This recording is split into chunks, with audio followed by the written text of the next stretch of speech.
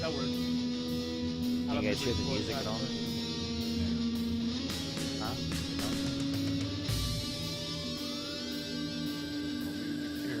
Can't hear the music. That sucks.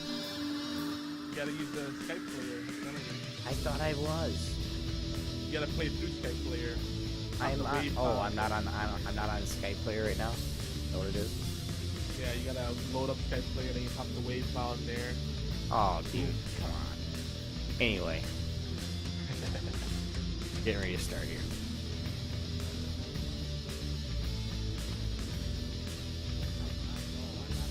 We'll start bobbing our heads when we hear the music. Yeah.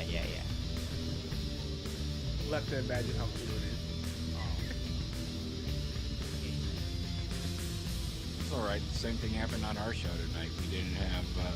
I'm waiting for the intro music, and Brad says, "Okay, we're starting," and then I'm just waiting for the music to start. And about 30 seconds later, he goes, "Go." All right, here we go, guys. I'm gonna do the intro here. All right, here we go. Welcome back. It's HorsePLAY right here, OB1X2, and right across from me on the other side of the screen, Yogizilla. And as you guys can see, right between us, here we go, got CaptinChaos. What's going on, guys? What's going on, guys? Before we get into the title and everything, how's everybody doing? Good. That was the best pre-show ever. Yeah, no, it wasn't at all. But I should have just kept going title, right? Yeah, that was what it is. All right, guys. It's episode 14 of HorsePLAY. Parting Blizzard and Marvel So Hard is the title. Special guest with us. On the so. You'd be like, so hard. I'm sorry. Let me try that again. Is that rewind, right? Okay. That's a good rewind. Episode 14, HorsePLAY. I screwed up already. Why do you do that, man? Why do you just let me make my opening? All right, guys, the title of the show is Parting Blizzard and Marvel So Hard. Is that better? Jesus. That Special works. guest here, CaptinChaos. Yeah, I want to say maybe a little expertise on said matter. Or said title. I know a little bit about the Marvel Universe. Well, we do want to let you guys know that right here on OB1X2, we're live. You guys can come check us out right here on the channel, right here in chat. You guys can also hit us up during the show anytime on our Twitter pages right here, OB1X2, at CaptinChaos. Make sure you spell it right, TINCHAO, and at Yogizilla. We'll see you guys there. That was kind of like almost a sign off. Hey, good show, guys. I know. Good game. All right. Thanks for coming down. Yeah. So Yogi, you go ahead and open this up because I do it every week. I just want to do the opener and say, hey guys, what's going on? Play the cool music and then do my, bob your head. Just bob my head to what's being said at the time. So yeah, tonight we'll be talking about a lot of stuff going on in the world of Blizzard and Marvel. Which there's some common threads there. Lots of boobs and muscular men with no shirts on for no reason. I don't like that part, obviously, but they got something. I wish it was the other way around. The women running around with no shirts on. Oh yeah, that too. That would work. Well, yeah, they kind of have that. Like the that drow always the works. Drow is it drow or drow? I always forget. Drow. It is drow, right? So the drow, the dark elves, they usually are pretty scantily clad, walking around in bras. I mean, fighting in a bra and undies is very practical. I say you don't need armor. It's the distraction effect, I think. Yeah. I'm sure that would really work too. While the guys that are just like looking at the cleavage, they're like, "Yep, get the heads chopped off." Dope. Well, what a terrible way to go out. My sword's up here, but your boobs are down there. Oh man. So yeah, and we'll talk all about all that stuff, and we brought our resident expert right now, Cella, aka CaptinChaos. As we mentioned already. He's gonna give us the lowdown on the Marvel Cinematic Universe, which, if I'm not mistaken, everything we know now, as far as like all the retcons and creative liberties that they're taking, pretty much started like in '08. Is that a fair assessment? Yeah, I guess according to that special that was on the other night, the Marvel Cinematic Universe got its start at Comic Con, San Diego Comic Con in 2006 when they announced the first movie, which was Iron Man. So, And and then Iron Man came out in '08, didn't it? yeah, So there we go. Oh yeah, I know a little something, Chip. I know a little something. yeah, I'm horrible with He's dates. got the facts down. Well, we're gonna have a whole segment dedicated to that. So hopefully you could pass our test of stamina, and we'll get to that. Well, I was listening to your guys' show from last week. Now that you're on iTunes, I did subscribe. Woohoo! And I know a little something. yeah, I was listening to what your thoughts and theories on this on the Marvel Cinematic Universe, and wanted to come on and discuss it with you guys because you guys had a lot of good theories, some slightly altered facts, and figured we could set the record straight. And there's so much happening in the Marvel Universe these days. It's just amazing in terms of TV and movie shows. I want more movies. I'm sorry. I want more movies. I want more TV shows, but and they're coming. But Heroes. Woo! Oh, sorry. That's not Marvel, though. I don't care. It's not No, Marvel, but but it's a superhero show. This is what I've been waiting for it to come back out, man. Yeah, you know, growing up as a kid, it's always what I wanted. You know, more Marvel shows on TV, more shows about comic book characters, all that stuff. And in the next couple of years, it's just going to be amazing with what Marvel has planned. So I can't wait. Yes, neither can I. I mean, DC's coming out with a ton of stuff too. They have Gotham coming next year. They have The Flash. See, but DC has been full of lots of empty promises, though. What else does DC have coming out? They have Constantine is in pilot. Oh yes, that's gonna be good. Flash is almost guaranteed for next year, and what was it? Gotham is already confirmed, and Gotham is basically Smallville, but you're dealing with a 12-year-old Batman. Oh my god! And it's supposedly there's, you know, originally it was the story of it was supposed to be the story of a young Jim Gordon being a cop in Gotham. They have now said no. By the final episode, you will see Cape and Cowl. Wow. And you know, like I think Selena Kyle is supposed to be one of Bruce Wayne's classmates or something like that, and you're going to see the origins of the Joker, the Riddler, the Penguin as Cobblepot is going to be a regular on the show, and basically the underling to some female. I can't remember the character. Who I think it's Jada Pinkett Smith is going to be the mob boss, and Cobblepot is going to work for her. So essentially, you're saying there's going to be a show. This is a show, right? This is a television series. So it's going to be a television series of Batman with all his rivals as kids. Younger versions of them. Cobblepot will probably be in his 20s or 30s, something like that. Batman, yes, I think they're starting him out at 12 years old. Yes. Wow. I don't like that. Well, you know, Smallville was kind of a hard pill to swallow until you gave it a real chance, and you found out it was actually pretty cool. I still didn't like Smallville. Oh, I love Smallville. The last two seasons were great. I wish they did more with the Justice League stuff. Yeah, that's the thing. It took a long time for them to get to that point where it was like, okay, this is the Superman universe that I know and love. Like the first 2 or 3 seasons were all like soap opera and, you know, silly little teeny bopper type antics, and then it got more serious. Well, yeah, it was the Freak of the Week show. at that point. Do you guys watch Arrow at all? I mean, they are it's my favorite show. hardcore. Okay. Yeah, I mean, last night's episode that they introduced the Suicide Squad. I haven't watched it yet. Okay, I'll stop there. Well, I mean, it's been leading up to that. It's been leading up to that for weeks. So yes. you're good. So I'll stop there. But Thank you. I might have to get into it. It's been rough. The first 3 or 4 episodes that I've seen, a little grueling. I'm telling you, dude, it's like 6 episodes before you actually see it all piecing together.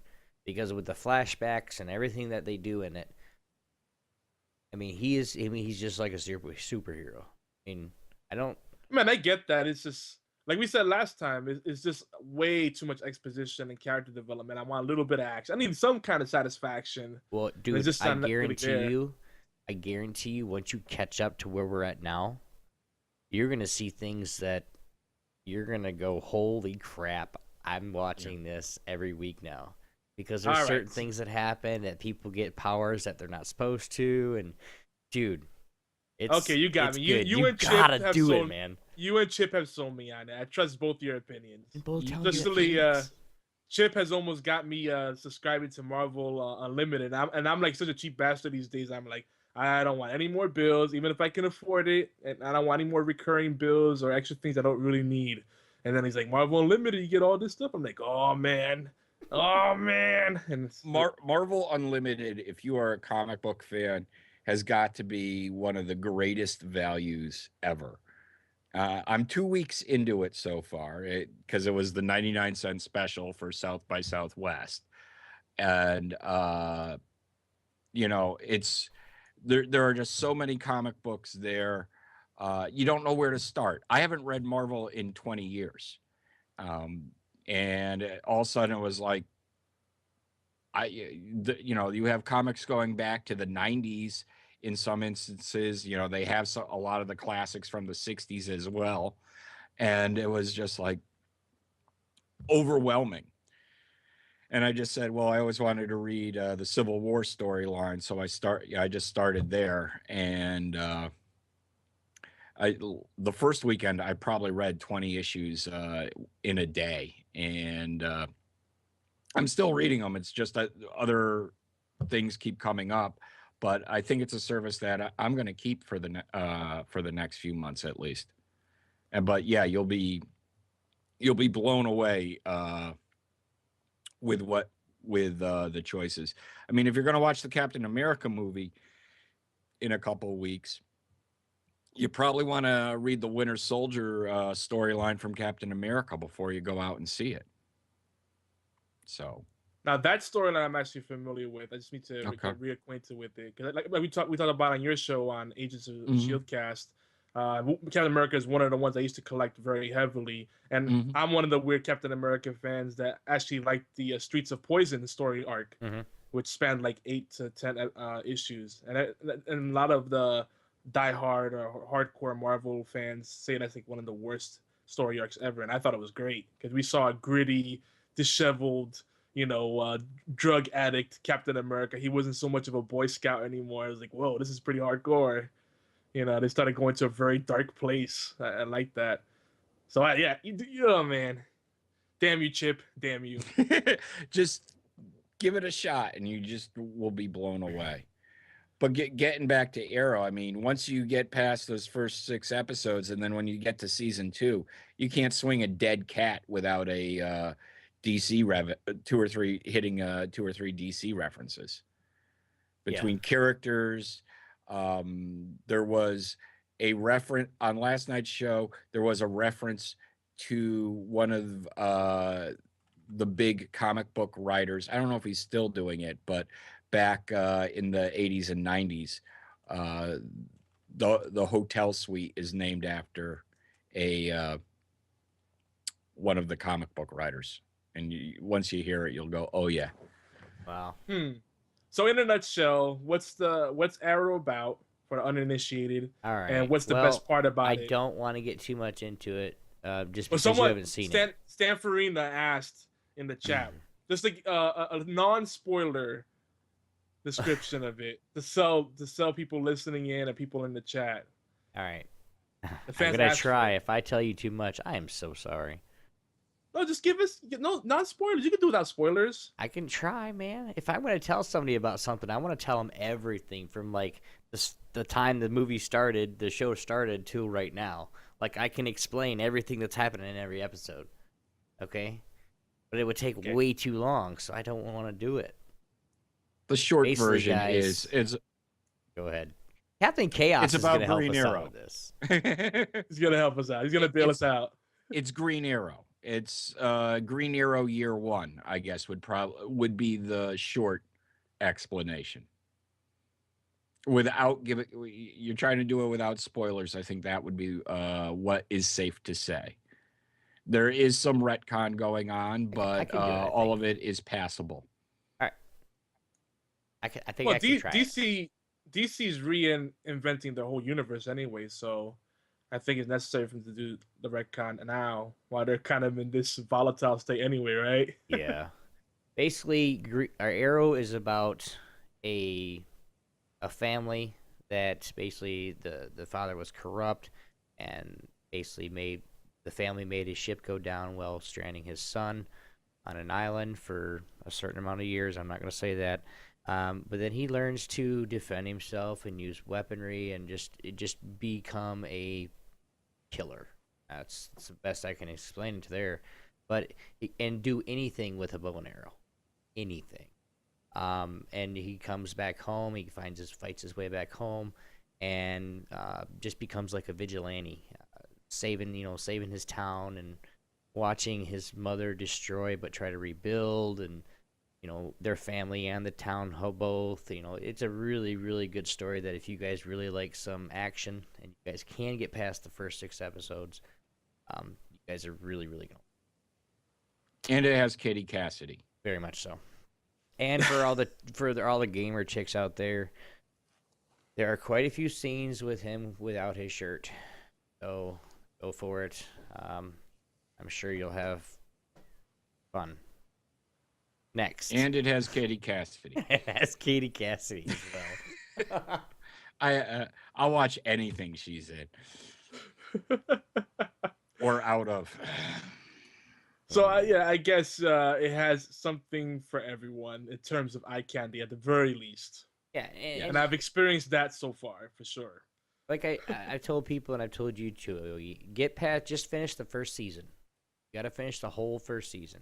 If you don't like it, just stop watching it. But I guarantee you're more than 9 times out of 10, you're gonna go watch the second one, just because unless you just don't like that kind of show. You're a guy, and you don't. Never mind. I think you guys both double teamed it and sold it well. So, and it was a good introduction for people that aren't really comic fans, but it might like that kind of plot. So, well, and I'm even curious now. Well, go ahead. But I'm not necessarily a comic book guy. I am more of I will watch every single movie that's out. I own all the Spider-Mans. I own all the Batmans. I own every movie that's came out. I own them all, whether they're in 3D, IMAX, however it came out, Blu-ray, I have them all. Because I like I don't read comics, sorry. Not that kind of nerd this week, guys, or geek this week, guys. But yes, I will geek it out with a night of superhero movies. They got to be good ones. I don't want to watch the old Batman crap. I want to watch the new ones. Thor, with the Captain America coming out. We're gonna get into that. We're gonna get into that. But anyway, that's what kind of guy I am. Let's go. Obi, I'll tell you what. I was gonna say this: if you have, or if anyone has apprehensions about reading comics, if you feel that there's a taboo there, fair enough. But this is what you do: you buy the volumes that are the books, and then you call them graphic novels. Suddenly, it's okay. Because you don't read the individual comic, you just buy the graphic novel. The whole bound works. I could give a rat's patootie if anybody thinks that I read comics. I don't care what anybody thinks, and you know that. I just don't like to read comics. Well, I know if you keep comics nice and you just you read them and then just take care of them, put them in their sleeves, they can be worth some money eventually. Great money. Yeah, don't believe that. I got 50,000 books in the basement that'll tell you different. You don't have the one everybody wants. Yeah, Yes. there used to be a market for it. I remember I had the Maximum Carnage, the first one where Carnage appeared in Spider-Man. I think it was Amazing Spider-Man 26 or something, or 68, I believe. I don't remember. I've lost track. I mean, it's That would probably be Peter Parker, the Spectacular Spider-Man, if it was 68. You're probably right, actually. Yeah, because I was confused Amazing and Spectacular. Right. So yes, but that sounds right. Spectacular Spider-Man number 68, I think, was the one where Carnage first appeared, and that one at the time, like just a year or two afterwards, was worth like $80, which isn't too bad. But I mean, this is back when print was still a thing, and now digital's kind of killed that whole marketplace. But that's a whole other discussion. Well, real you gotta quick, remember. guys. Go ahead. Well, I was gonna say, if anybody wants to leave us voicemail, we're not doing any call-ins today, but future shows we will. Our voicemail is on the overlay if you're watching video, but if not, it's 206-415-4987. Again, 206-415-4987. Leave us a voicemail, especially if you like what we're talking about and you have your own views to share on that. We'd like to hear it. And so yeah, let's see what else we got. Want to jump into the news, guys, and then we'll talk Marvel. I just wanted to make a point to what Obi was saying about the bags and the boards and collecting that. Like I said, there's 50,000 books in the basement. I haven't really bought one in 20 years, but that's what's great about the Marvel Unlimited. Going digital, you don't have to worry about collecting them. You don't have to worry about keeping them in mint condition. You don't have to put them in bags and boards and store all these things somewhere. You have it, you read the story, you're done.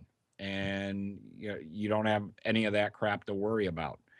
And considering most comic books these days are $3 or $4 an issue, and the trade paperbacks or whatever you call them are anywhere from $10 to $20 a whack.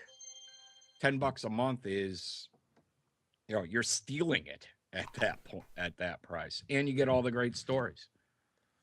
And it's great for the consumer, terrible for the publishers and the artists.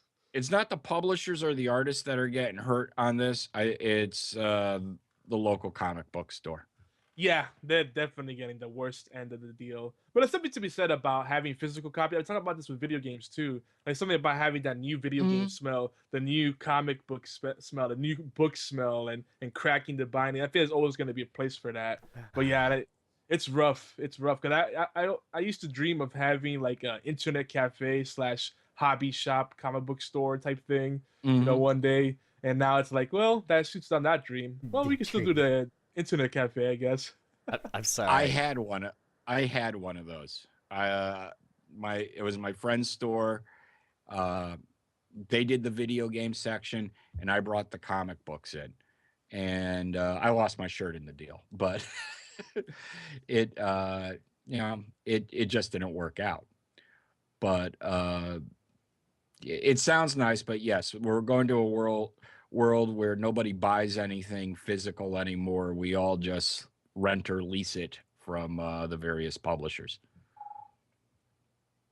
Yeah. Something funny, and somebody in chat said something, and when he was a kid, he used to sell off Dick Tracy comics and make thousands of dollars. Dude, genius. I remember doing the same thing. I had 300 copies of The Death of Superman. I saw, and I had a couple of stores. I sold like the first 50 at cover price, the next 50 at $10, et cetera, up to the last 25 where I was getting $50 a book by the end of the weekend. Wow, crazy! You can't flip them like that anymore, though. No. But the Death of Superman, that was definitely a big thing. I remember how big of a deal that was, and then it came out with like 4 or 5 different Supermans and like different story arcs there. It was like crazy. See what the funny part. Me back.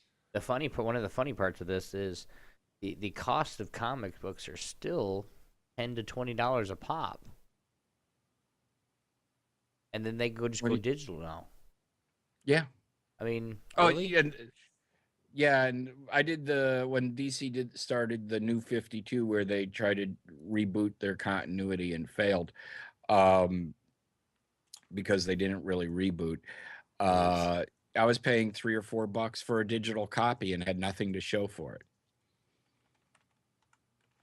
Right. Yeah. Well, even with and like you said, with the DC Unlimited, you got just everything, and you just don't have to keep anything. Everything's already there Yep. for you. You guys are looking for some good comics, and you know, you guys just love to read comics, like CaptinChaos. Get over to DC Unlimited, $10 a Marvel month. Unlimited. Marvel Unlimited. Marvel. Oh my Marvel goodness. Unlimited. Ooh, Yeah. sacrilege. Yeah. Marvel Unlimited, where you can get $10 a month, basically every comic and any comic you want to read. So head on over there and get that. And for people that don't like to read, I hear the app will read the comics for you. Well, damn, I'm in. So no one can say no one has an excuse anymore. Apparently, there are some where there is audio enabled. I haven't run into one of those issues yet, but yes, they have audio enabled. They have AR codes in them and things like that. I haven't checked all that. I haven't run into those yet, though. Crazy, and I hear that some of them are even interactive. But anyway, let's move on. Cause we have someone that wants us to. He's insisting that we share this message. I have a friend over in the UK that's tuning in, Spaffyzilla, the other Zilla, and he says that our show does not have enough horses in it. I'm sorry about that, bud. We'll work on that. He wanted you guys to be aware of that. There you go. I got a Cthulhu. There's your horse. Nay. See, Chip was prepared. I'm sorry, I don't have a freaking horse in my office. He's got all the props. He's like Carrot Top. so what was he saying? Yeah, Pterodactyl. Sandman. that works. He got a big old head. Goodness. Oh, man, it's a toy. Yeah. Stanfarina in the chat, and this is why everybody's got to tune in live and watch the video and be in the chat. Stanfarina just said, Marvel Unlimited is a good deal. He just paid $18 for a hard copy of Volume 1 of Doctor Who Prisoners of Time. Oof. Very nice. And it adds up. I mean, $4 may not be much, $18 may not be much, but you multiply that by 10, 20, 30, and then you're wondering where all your money's going. We've all been there before. I think I did about 10 or 20. I was doing probably 10 books a week during the time I did the New 42. So I was probably blowing about $100 to $150 a month on comics. Whew, I don't doubt it. Yeah. That's the way I used to be. The wife and I used to be like that about Starbucks, and then we cut that back. We spent about twice that much on Starbucks. Oof, never again. What? But, oh yeah. Oh my god. Yeah, we were crazy, dude. Hey, you spent with 1 month. You could have went and bought a freaking Starbucks machine and made it yourself. There's something to be said about convenience, man. We're in an instant gratification culture, man. So Spaffy also said, Obi, this is for you, that you channel the horse very well. And he believes that you have the spirit of Hecarim in you. There you go. League of Legends. It always comes back. Always comes back to League of Legends. I'm going to freaking play Hecarim tonight, dude. I'm telling you. Hecarim is great. Just running in and just be like, Leroy Jenkins. What was his name again? Spaffy. Spaffy. Okay, you're live, man. Awesome. Thanks for watching, listening. I'm going to go, and I'm going to make people let me play Hecarim 24/7 for the next 10 games in League of Legends. I am going to battle out Hecarim. I'm probably going to go jungle or top. Or just say screw it and go Hecarim AP mid. But we're going to rock it out in dedication to you, my friend. Thanks, buddy. That's a ballsy move. Yes, AP mid Hecarim. I'm going to do it just for you. I almost say AP Hecarim does not scale very well, but it is really fun. It can if you do it right. Yeah, you got to get the the burning, or what do you call it? I don't remember now. But anyway, let's move on because we got some news and then we got to jump into to our feature. Talk about more Marvel stuff. All right, you guys ready? Ready when you are.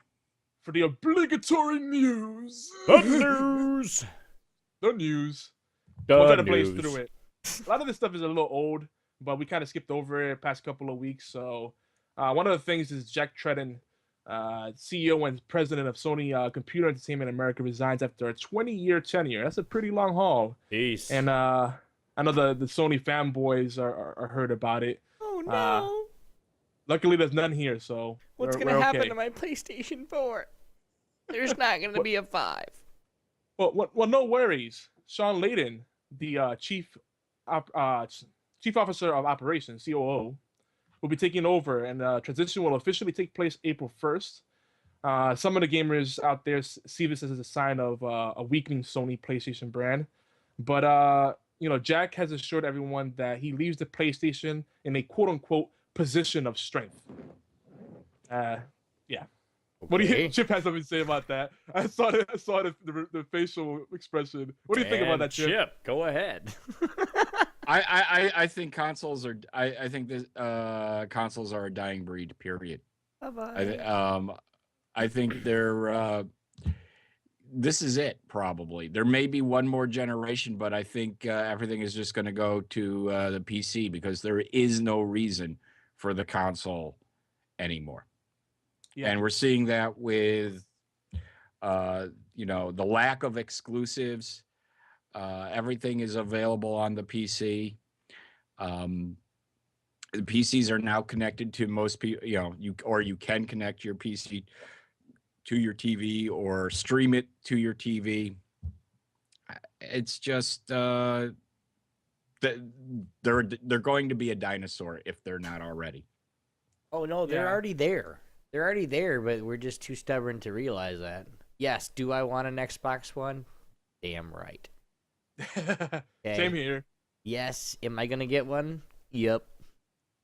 But do I think, am I going to keep my computer to the point where I will spend thousands of dollars on it to keep it running right? Yep. Because guess what? Even with whatever you play, the graphics are going to get more intense. The CPU power has to be higher or you won't be able to run it. Your graphics card has to be this point or you won't be able to run it, even in low graphics. What the PC needs is, I don't know if standardization is the right word. It's got to become more convenient because one of the reasons I don't play PC games, because I don't want to be stuck in front of a monitor and a keyboard and all that, because I do that all day at work. But the other thing is, if I have to work and deal with settings to get the game to work for me, fuck it, I'm out. I want to be able to throw the disc in and know that it's going to play, that it's not going to bog down, 20 hours into a Civ 5 thing because there's too much going on in the game now, and because I have the graphic settings maxed out, that it's going to crash on me. The game, it needs to play, and without me having to fiddle and go underneath the hood to get it to work. So then you're probably crying inside, aren't you? I'm sorry, I cut you off. I apologize for that. No. I thought you were gonna stop for. So you're probably crying inside. Then you won't be able to just stick the disc into the PlayStation 4 or the Xbox One and be able to play anymore. Because really, with all computer games, you have to mess with your settings. If you don't, you won't be able to play. But you are going to lose the majority of your audience if they have to do that. Most people are lazy. And most people don't want to deal with that type of crap. And it's why PC gaming up until this point hasn't become the dominant force, because most people, just they plug and play. Yeah. And until the PC can do that, they're not going to take it over, but I think they're starting to get closer to that. But you're right. I mean, if you really want all that stuff to work and work right, I don't know what I'll do. If there isn't a simple solution, maybe I pick up another hobby, or I keep playing my Xbone and PS4. See, one of our folks in the chat, He's in the Twitch chat, but he's sending me Skype messages. Like, this is an incognito chat. Seriously, come on, Spathy, share it with the rest of the chat. But he said he just read my mind. One of the biggest banes to the consoles is the fact that they're closed box systems. I mean, they're putting a lot of stock in the fact that, like you said, that they're convenient, and that's always going to be a big selling point. And it's the uniformity. That's a key word right there. Uniformity as a whole. Mm-hmm. It's something that PC lacks a little bit. Steam helps create an ecosystem, that uniformity and that connectivity, that accessibility, and also the portability of the content. But it's still not an easy out of the box experience because there's end user fault where people are just derps and they do things to their computer, they get malware on the computer, maybe go to the wrong porn sites, whatever they're doing, and the next thing you know, things are not working properly, and no one wants to troubleshoot when all you want to do is just jump into a game and play. And I feel the same way too. And I'm a techie, and if I have to like optimize settings and close background tasks and get everything just right, just to be able to play the game, then let alone if I want to stream it as well, then that makes me want to do other things instead. Like, you know what? I'm just gonna veg. I'm gonna watch some TV or something. So that's definitely true. Well, think about how pissed off you get when you come home with a brand new game for your Xbox 360 or whatever, and you fire the thing up and there's a system update, and then you pop the game in. Well, there's a day one patch, and then you gotta configure and get yourself signed up with Origin and because to access the EA servers. Oh yeah. I mean, so I want to just come home and pop the game in and be playing within 5 minutes and not sit through 20 minutes of patches and software updates and go through all these hoops. Well, you know what it is too? There's so much middleware in there that these systems, the Xbox One and the PS4, are very powerful, and they're comparable to maybe lower range, high end PCs. Their specs are no joke. They may not be bleeding edge technology, but the fact that they have all this extra software, DRM, all the middle stuff all the middleware you have to go through, it bloats the operating system and bloats the footprint. So all that processing power is not going to what it really needs to go to, which is the actual gaming experience, and that's a big problem. Microsoft and Sony alike, they need to make it so that you can upgrade the systems, not make it so closed, and they can keep up with the times. And then in the long run, they'll save some money because they'll get a bigger install base, I think. But they're very short-sighted. They're trying to lock people into the systems and then make it so that they can't really do anything with them. And that's the wrong way to go about it, especially when these consoles are PCs now. They're no longer differentiated from PCs. They're computing systems, and they're trying to do all the all-in-one entertainment. It's just, it boggles my mind. And what the hell? I'm getting a bunch of dings. What is going on? Well, who had it right? They just didn't do it or execute it on live. Now there is an idea that if you had the right bandwidth and if their servers weren't total crap, where you have a box that connects to your TV and all the horsepower and computing is done on the other end and is just streamed to your TV. It sounds great in theory. Unfortunately, it didn't work in the real world. Anybody has the unfortunate distinction of owning an OnLive will tell you that. And yes, I have 2 of them, but that would be the way to go for the next console, where you subscribe to a service. You don't have a physical disc. You don't have to worry about your drivers being all updated and having the latest graphics card. That's all done on the other end, and you just have the receiver box that receives the signal and plays the game for you. See, Stanfordina says we still need faster and light data transfer for that. Exactly, and I mean, playing a game on live looked like you had smeared Vaseline all over your television set, and then it would crash, 20 minutes later. I actually, took Assassin's Creed 2 Broho on the 360, played it on there, had it ready to go on live, and God, it just looked, it looked like I was playing on a standard def TV. Yeah, a hazy look. Yeah, and that's another reason why I don't think we can go 100% digital anytime soon, because there's a lot of people that do not have reliable enough internet. They can play games online, but that they're pushing the envelope with that. You want them to do everything else completely online, then that's crazy. Especially streaming content like that, that's nuts. But we see we can get into the chat all about. We're getting everybody fired up in the chat right now. Man, all right, let's keep going with the news, because that is gonna open up a whole can of worms. But I think we all agree that the consoles need to open up and change up their model if they're gonna really. And it's, what's funny about it too. A lot of news I read says the PC is dying, the PC gaming is dying, but every year it's posting more and more sales numbers. Not to mention, and I said we're gonna move on, but I just want to say this part. I mean, for the developers, it's a better deal to publish on a PC because they don't have to pay the crazy, insane, exorbitant freaking licensing fees, and it's much easier for them to develop for the PC. And you can sell it digitally. There's no shipping, there's no box, so I mean, and I would say more people are migrating from consoles to PC as people get either more comfortable messing around with computers.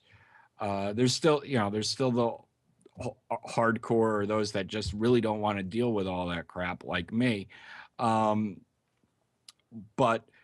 I mean, more and more I'm seeing people switch over to PC than the consoles. Yeah.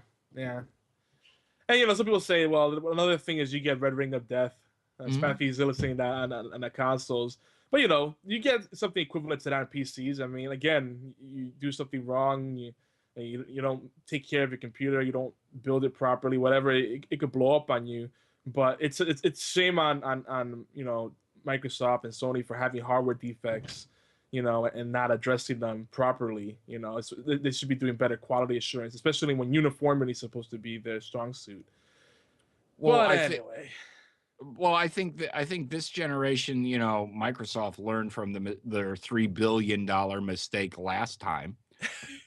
And I think, so far the hardware has stood up pretty well. I mean, there's anecdotal issues, and people will have problems, but it's not as widespread as it was last generation. Mm-hmm.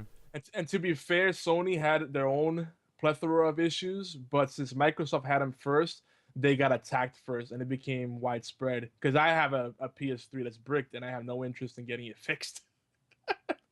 So there's that too. But anyway, I don't know if you guys got this. We're moving on with the news here. Did you guys get this weird email? That a bunch of these news sites and investment sites were saying that the internet's dead, and I'm like, what the hell? Yeah, I saw something on that.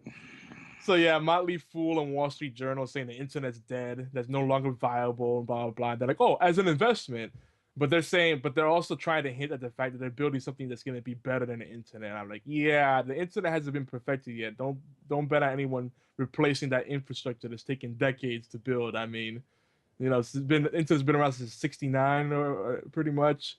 It's ARPANET or whatever, and it's still not at its peak. So I just find that funny. I thought I'd share that fun little news site. But don't worry, no, everyone, the internet's not dead. It's not going anywhere. It's not going to be privatized. You're not going to lose your broadband. And I know Obi was particularly scared about that. He started putting food and water in his fallout shelter, his bunker, underground bunker. I started stacking broadband in there too. And got a pile of sticks of gigs too. Sticks to gigabytes. And a couple on live consoles. Roger and 10-4, and I also put a few processing gigaboots in there as well. So we'll have everything for a supercomputer if the end of the world goes. You're ready, and just have a backup communication device, some cans and some string, and then you'll be okay. Those are already completed. My son made them yesterday. We're good to go. Hey, that's child labor. We gotta be careful with that. Hey, no, it's not because I don't pay him. It's child You slavery. You found a loophole. CPS can't come after you. Nope. So Actually, I made them, and he just kind of said, "What were you doing, Dad? What are you doing, Dad? Nothing. Go play your video game." He did the QA. He checked them and made sure they worked properly. He was the supervisor, more or less, of the operation. Okay, that's fair. That works. So hey, lots of Blizzard news this week. So this is the fun part of the news, because I'm excited about this stuff. So where do we even start? Well, Heroes of the Storm, formerly known as the beginning, Blizzard Dota. And I think you still play Blizzard Dota right now. I don't know how popular it is right now in StarCraft 2, but now Heroes of the Storm has entered a technical alpha phase. And for those that don't know, this is a MOBA, or ARTS if you preferred, or they qualify it as a hero combat game. It's all the same thing. Basically, picture RTS game where you just control one really powerful unit and you just micromanage that unit instead of a whole, army of units. That's basically what a MOBA is in simple terms. But a select few people will be invited. I haven't been able to find out exactly how many people they're going to let in, but they say friends and family only according to contacts and different sources that I've followed up with. I might be getting in on this. So if I do, I'm going to let you guys know. I'm going to try to get you in it too, Obi. Make sure you're opted in on the battle.net settings. Obi, I thought you were going to say something. Heroes of the Storm, dude. This is big news. Something that's going to compete with Dota 2 and League of Legends. I'm really sorry to say this. For all my followers in the Blizzard world, Obi1X2 has retired from WoW. But isn't that WoW? This is separate. I've retired from Blizzard. Oh, Lord. You're breaking my heart, bro. But the Diablo 3... We're going with Riot. Wait, what about Hearthstone? And we're going... Nope, sorry. Obi1X2 is now retired. You bastard. Until tomorrow. Oh. Shut up. Okay, moving on. No, I can't wait for the Titan. If I can talk straight, yeah, the Titans. The Titans for my computer, man. Sorry, I'm thinking about two different Titans here.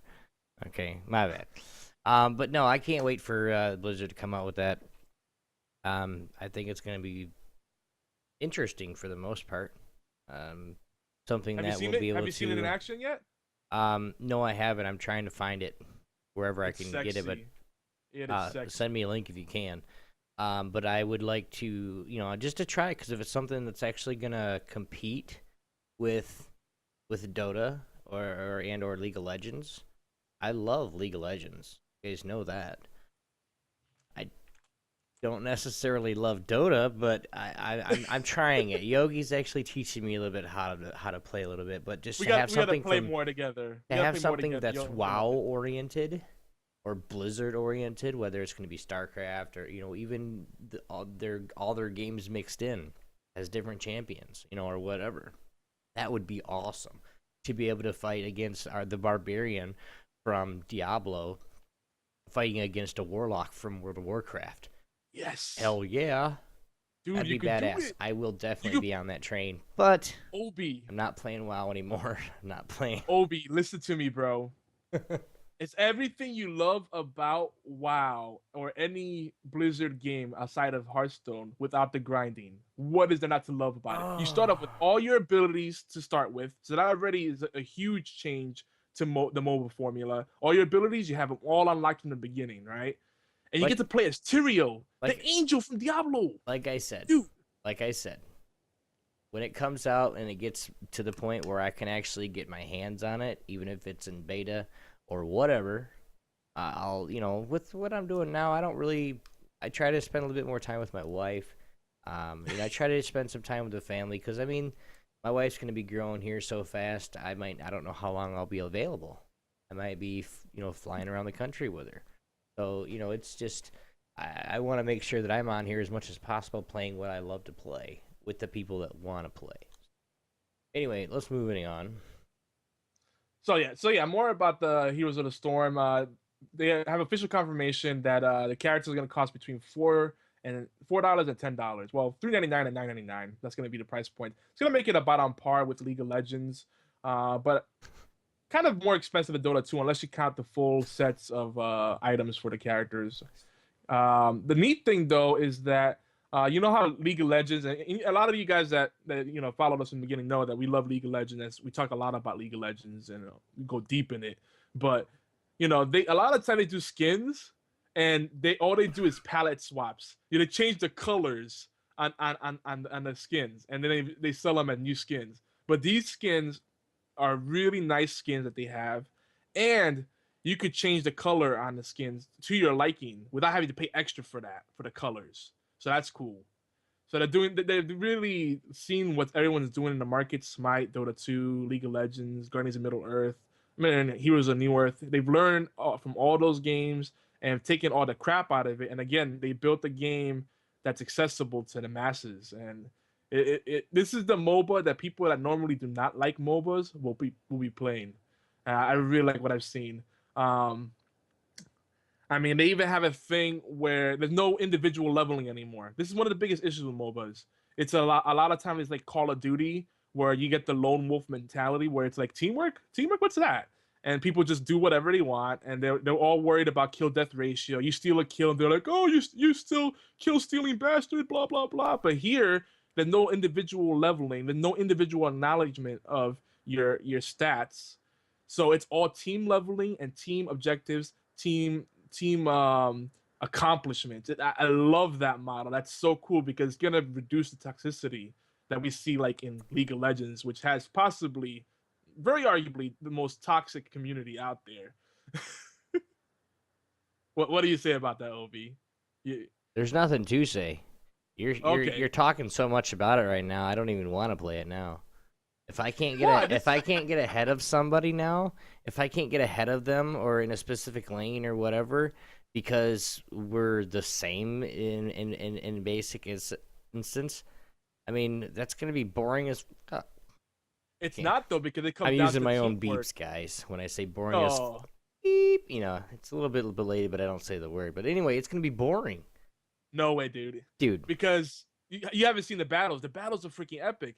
The thing is, even in League of Legends, people worry so much about the individual prowess of players that they lose the fact that the teams lose games and they win games. And that's really what it comes down to. If you have no teamwork, it doesn't matter if you have the best player in the world. If you suck as a team, you're not going to get anywhere. You're not going to push lanes. You're not going to take objectives. And this just makes it very obvious. Dude, I'm telling you, it works. It's very action-packed. You could play, instead of the usual 30 minutes to hour-long matches, you could play a match in 20 or 30 minutes. That's a big difference. That's one of there's a lot of barriers in MOBAs as they are. And even though it may seem boring, there's a lot of depth in there for those that want to play on a deeper level, that want to be more strategic and set themselves apart. So you can still stand out. It's just that's not the focus. All right. I'll sell you on that yet. Anyway, maybe. Moving on. So Hearthstone went live on March 11th, 2014. Last Tuesday, and we totally forgot to give you guys a heads up on this. So if you wanted to get the gold card by spending money in the store, too late. Don't worry, I didn't get one either, so no worries. I did. There's a whole slew of changes to it. One of the things they retooled was Tinkmaster Overspark. He's now a 3/3 with the random morph effect. And they've nerfed a lot of things to make it a lot more balanced, because they noticed a lot of people were auto-including certain cards. And Chip, this might interest you, because I know you've been on the fence about Hearthstone, right? Oh, I'm not on the fence. I'm just You're waiting for it to come iPad. He's already over the top, guys. Yeah. Well, so here we go. So they're listening to the community, and they're making a lot more balanced.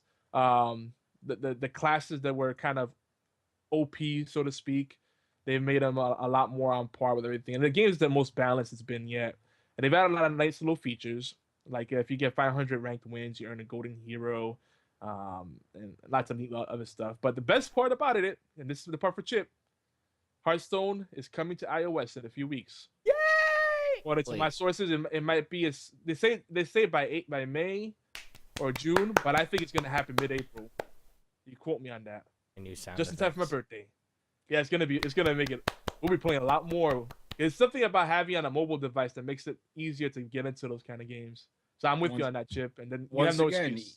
ease of installation, buy, and then it's there. It may be the game that finally gets me away from Puzzle Quest. Yeah, dude. I will force you to play with us. I definitely want to try it.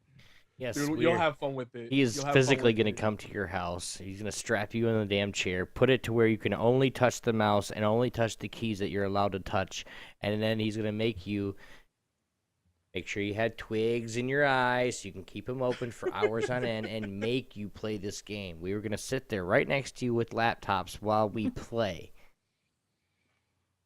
I look for. Should be enough. Should be enough. His was even better. The iPad app is going to be completely cross-platform, and soon after that, they're going to make it release on Android. But that's going to be a little later, probably in the summer. But it's going to be completely cross-platform, so you have access to all your cards across the platform. Unlike what Marvel Puzzle Quest did, which I can't believe they did that, but when they released the Steam version, it was a completely standalone experience. Ugh. Yeah, and which is why I've never downloaded the Steam version, because I'm not building up a roster like this ever again. Oh yeah, dude. After all the time we put into it, and you especially, you're like the top 1% in the game.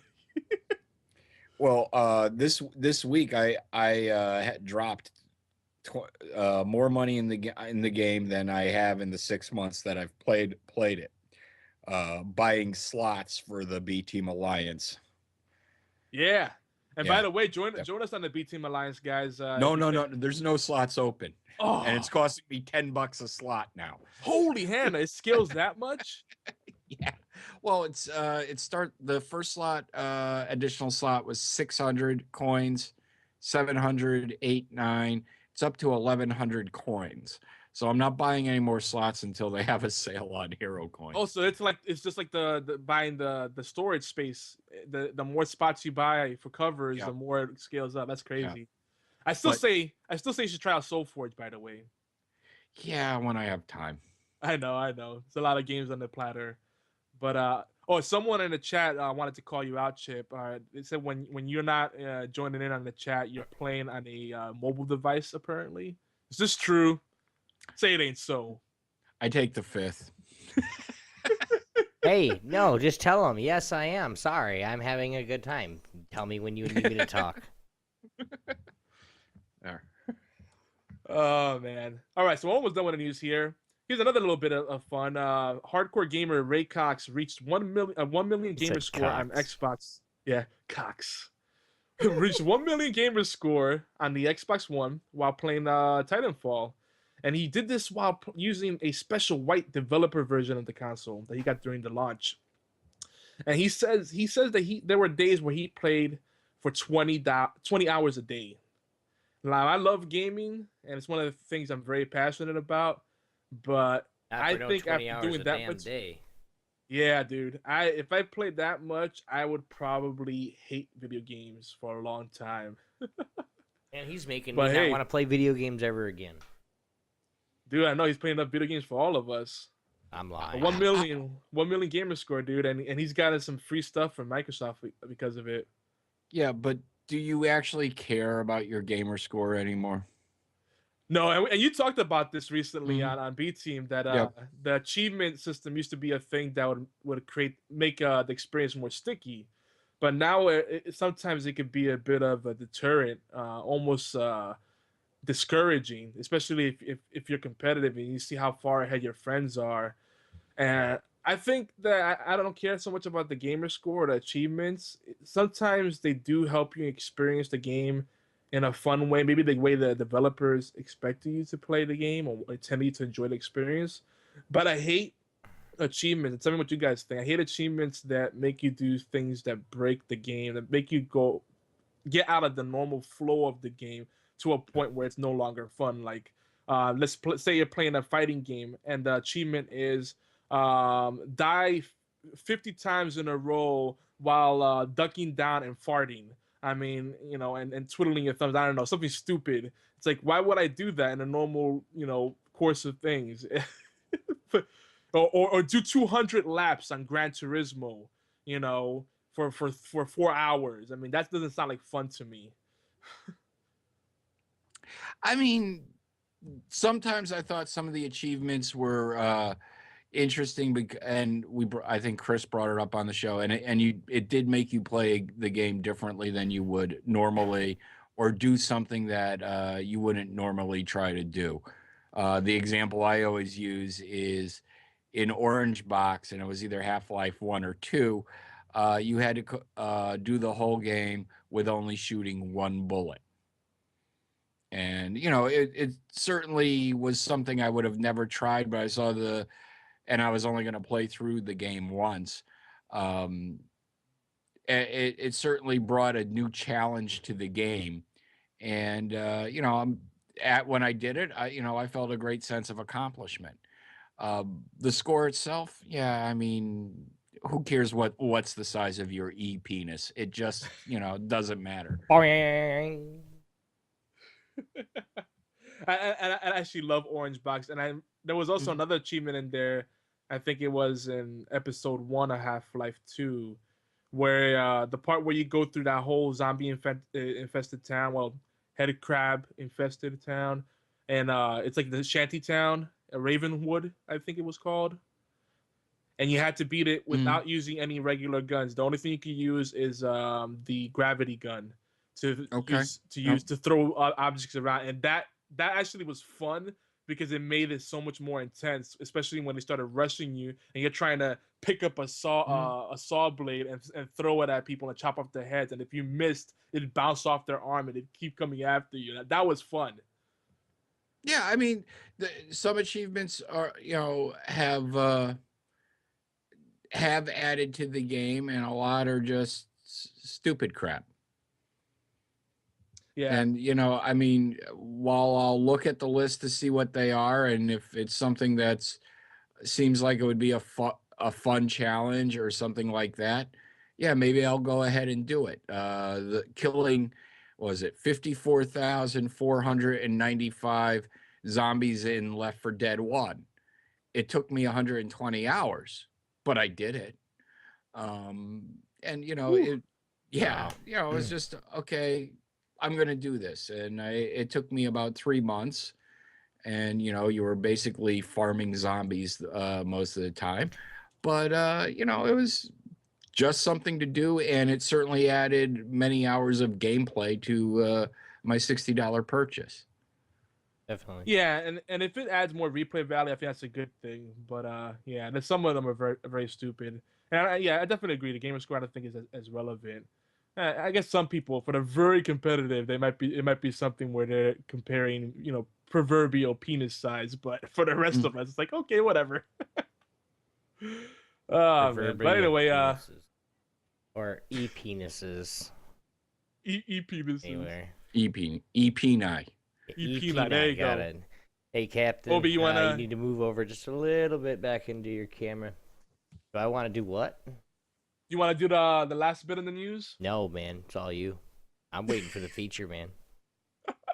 All right, so Namco's Shifty Look studio is being shut down. This is the division that promotes and breathes new life into old Namco properties like Bravo Man. And, most of us don't have any idea what this crap is, but for those that are in the know about it, it's kind of sad. Supposedly they had online comics. They had a dating sim called Namco High and some other digital properties, some other online games that are going to disappear come June 2014. So if you want to still experience these games, get on it before they disappear.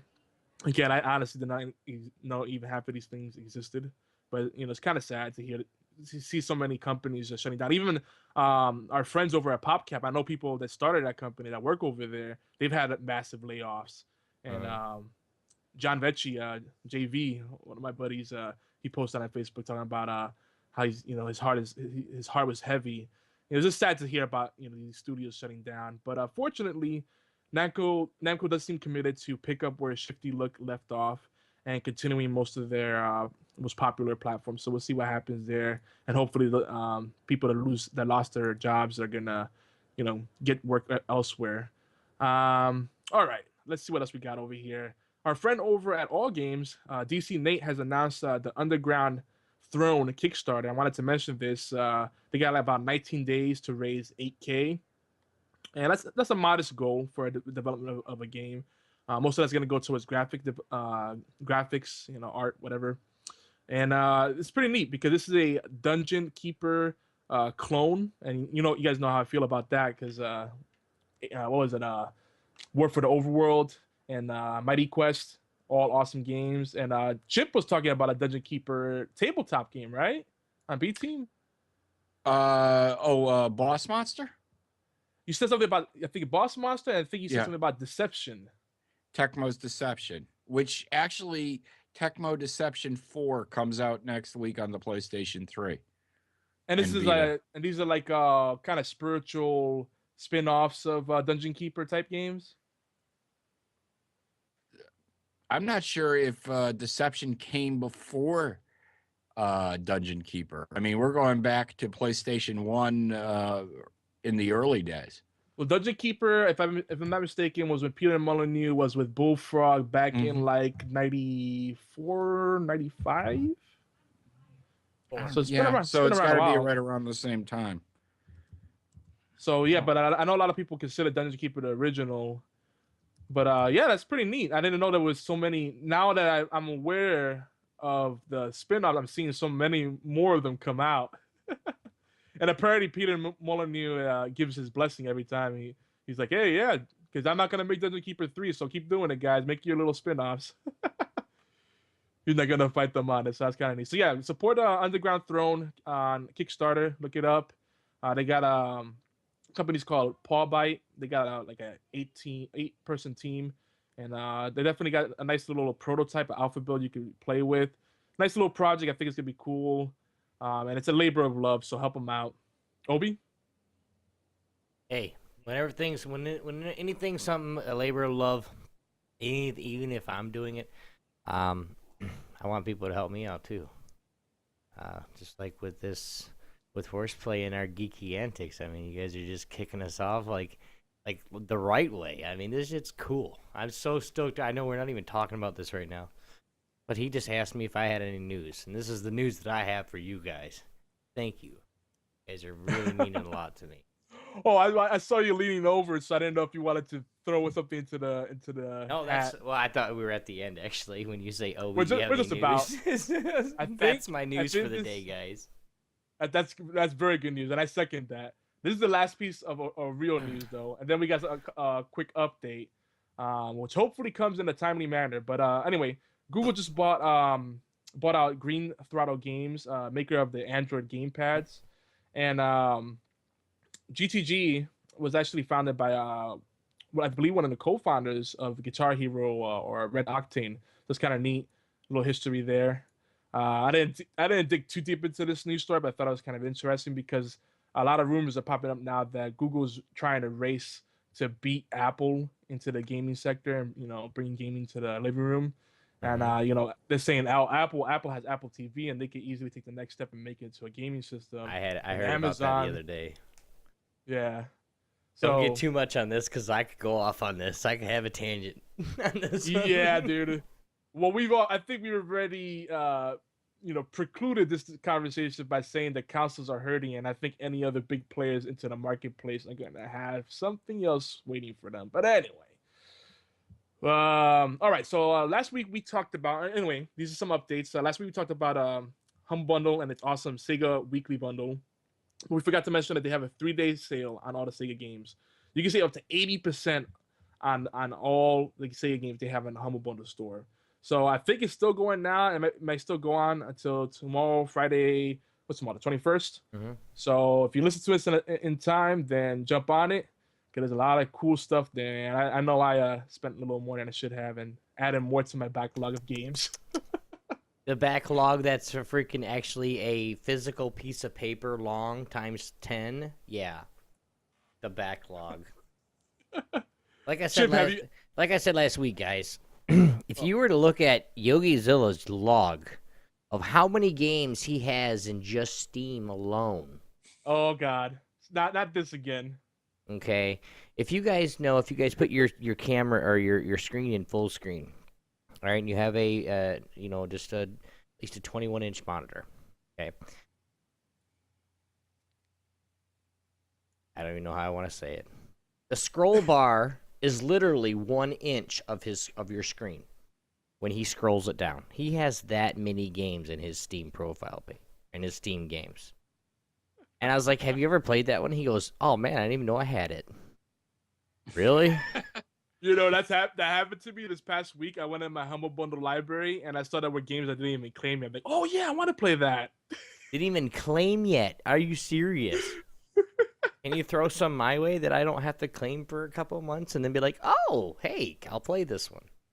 I might be hooking up some people with some keys and some gifts pretty soon. This guy. That's like my shrink wrap collection for the consoles. Exactly. We won't even get into that. I have a whole stockpile of games that I want to play, but I know I might not ever get to them. But anyway, so for those just tuning in, we have Cella with us, and we're about to jump in. Yeah, CaptinChaos. You had to do that. I did, dude. That's fun. You may know him from the B Team podcast, and if you don't, shame on you. He's also on the Agents of ShieldCAST. You can check it out. Check those shows out on allgames.com, on Stitcher, iTunes. They're all over the place. They even have their own website. It's a nice website, so give them some love. Give them some props down the Twitters, down the social medias. all the good stuff, man. And for anybody that would like to know or is just curious, it's called the B Team Podcast because they are so good at what they do that the A Team Podcast quit. And they know there's no need for a C Team podcast because they're all in the B Team. That's why it's called B Team Podcast. Check them out, guys. Not really. I don't know. I was just making it up. Sounded good in my head. We got our name because we filled in for Video Game Outsiders one week when they weren't there to do E3. And I've always said if somebody spins off from us, they need to be called the C-section. The spin-off from them is the D-bags. It works. See that I have to say Chip is also a masterful marketing brander. He's good at branding things, whether it's naming an episode or a segment or a show. So if you need help with some titles for a book or whatever, hit him up. His services come cheap. He will work for beer. That's the word on the street. Beer. or Yankees memorabilia. Or Marvel Puzzle Quest tarot coins. Yes. Yeah. Or the coins. I'm going to do that all night long. You know that, right? It works. I like it. That's good. That sounds like almost like Duke Nukem. Duke Nukem does that. Hey, you want to die? Yeah. Chip interviewed the voice of Duke Nukem, and he talked about how I saw that video. He talked about how whenever he did Duke Nukem voice, he had to do like this like almost paralyzed face with his teeth clenched. And he's like, "Oh yeah, oh yeah." It's got to be one of the funniest interviews I ever did. I couldn't stop laughing. The guy just had me rolling. He was a good guy too. You could tell he was a really cool dude. Well, I have there's a bunch of guys that I hang out with on TeamSpeak. And, I'll just be talking, and then I'll sneak into the channel they're all in. And they're like, hey, who just came in? And they'll be like, oh, hey, Obi, what's going on? I won't say anything for a few minutes, and they'll just say, okay, he's busy. Or I'll say, hey, what's up? And then I'll come off with, can we play? Which really fucks everybody up. Because they're like, oh, who just said that? Sound like a little girl. They're not expecting it to be me. So, I'll, again... Tibbers! What? Nobody knows where it's coming from because they're not looking at TeamSpeak. Have you seen my bear Tibbers? No. And then they finally, Obi, that's not even funny, man. That freaked me out.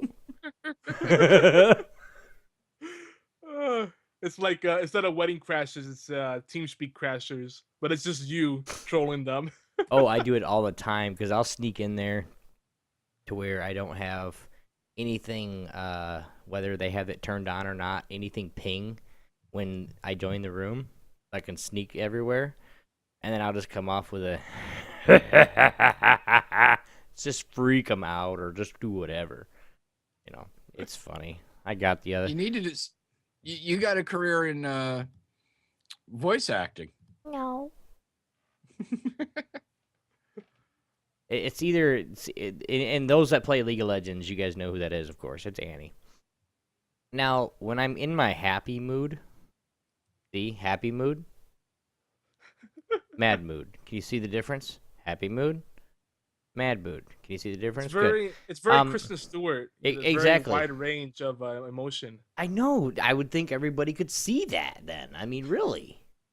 Well, when I'm in my happy mood, I'll come in there and just start, you know, then I'll start singing a song. Na na na na na na na Elmo song. and just right off the bat, Obi, shut up. Sorry. just to make happy fun. Anyway, let's Now get we to know, it.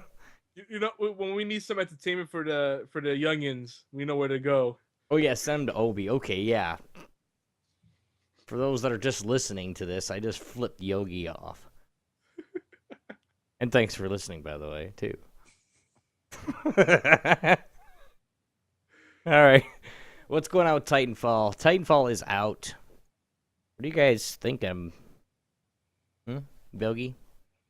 Yeah, well, I was just saying, I think there's still some. I've noticed the buzz has kind of died off, but there's still some people that think it's still the best things to slice bread. So if you know, come on, let us know what you think. Call us on our voicemail line 206-415-4987, and also feel free to share your impressions. And we'll compare. Obi will compare with his, and we'll rate you too. You show me yours, I'll show you mine. We'll play the voicemail live. Wrong conversation. My bad. All right, so let's move on to the part we're all here for before we get derailed anymore. Okay, here we go. Ready? Now this is what you've all been waiting for. The feature of today's show.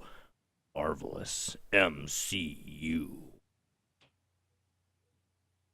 Hi, guys. Welcome to the feature. I don't know. I was just trying something new. Sorry. Sounded really gay for a minute there. And then I was like, no, it's not gay because I'm straight, so we're good. That didn't make any sense either. So, Yogi. Enter awkward silence. Awkward silence, yes, but I don't want to make it silent. So I'm just trying to say, you know, keep it going with little words such as, so, Yogi. So Marvel's been on a roll lately, guys, right?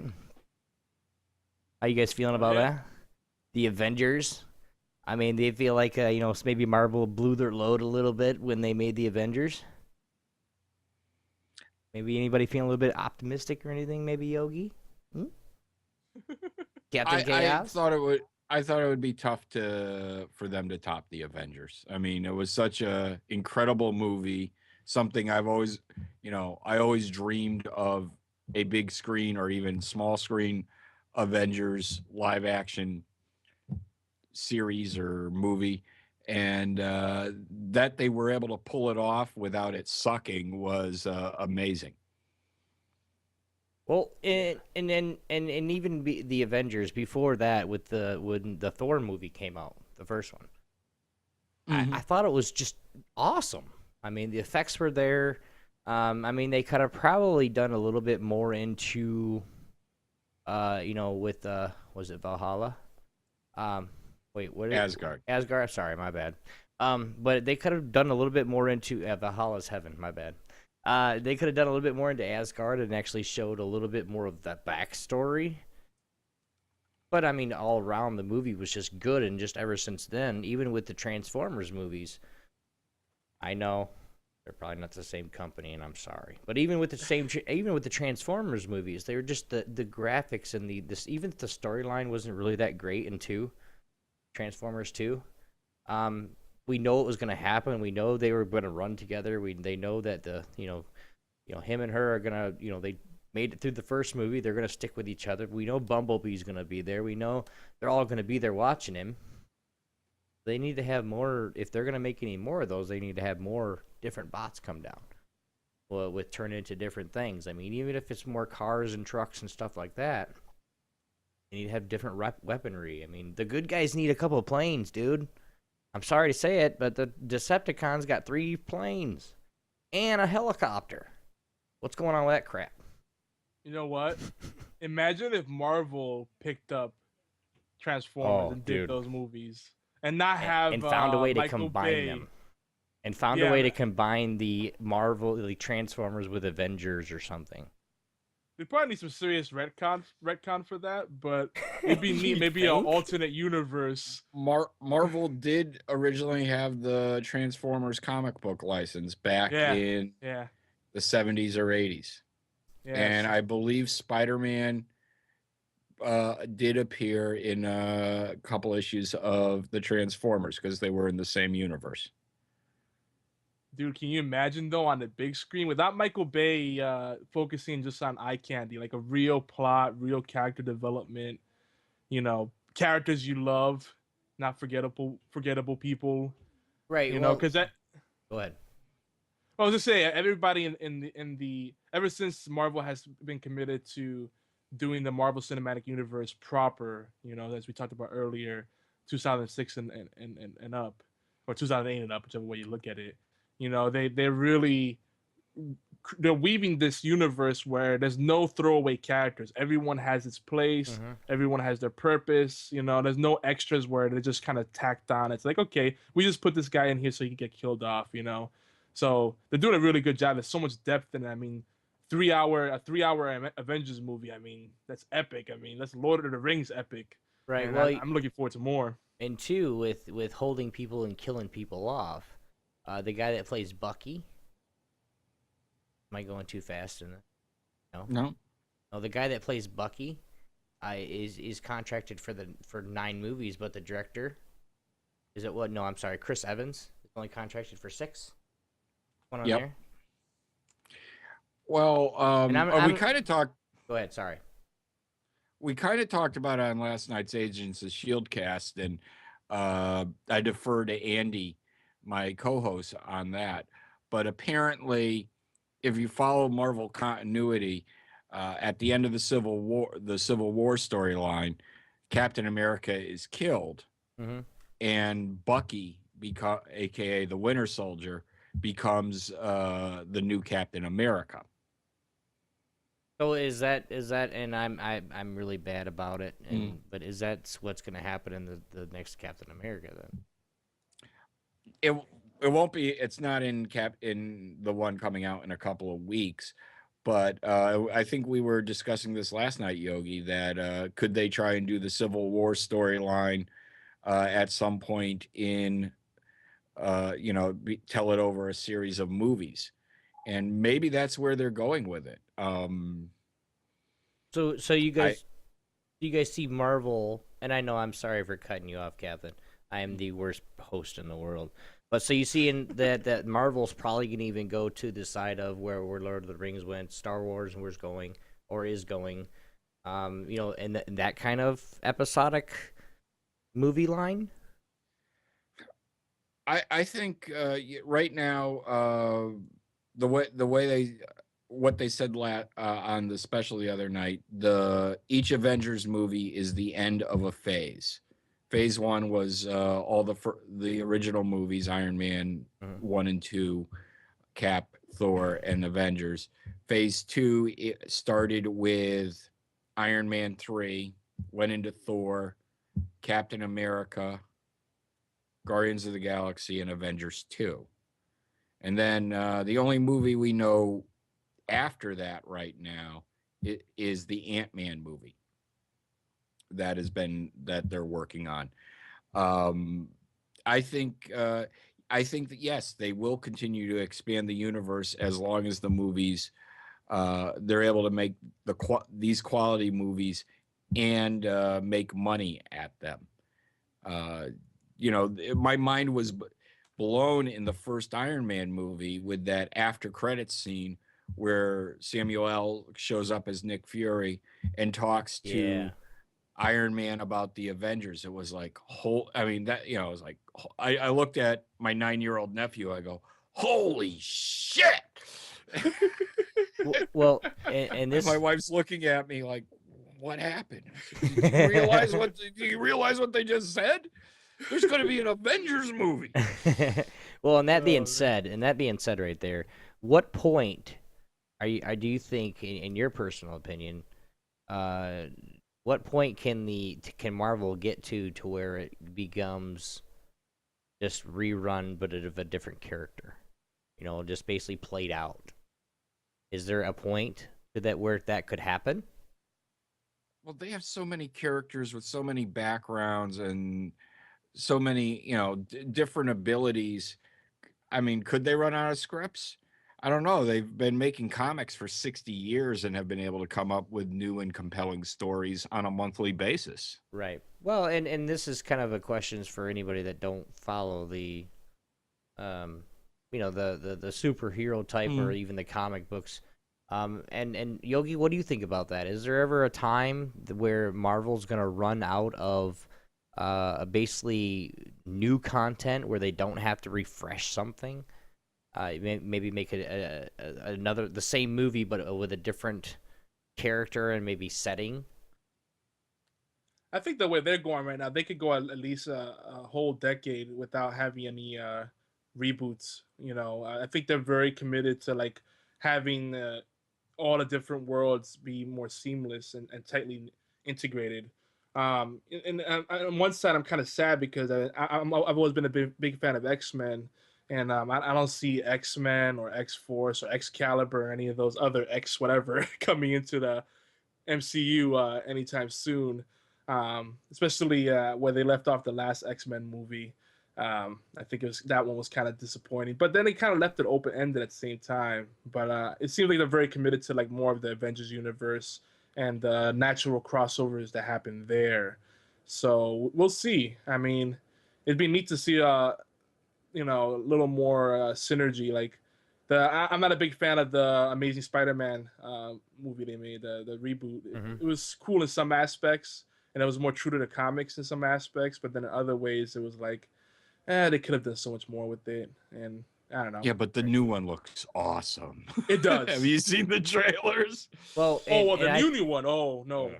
Well, and I think with the new Spider-Man here, and I'll stop talking here so we can keep going. But with the new Spider-Man, I think with the enhances with the graphics and everything else like that, the trailers that I've seen are just, I can't wait just because of the action.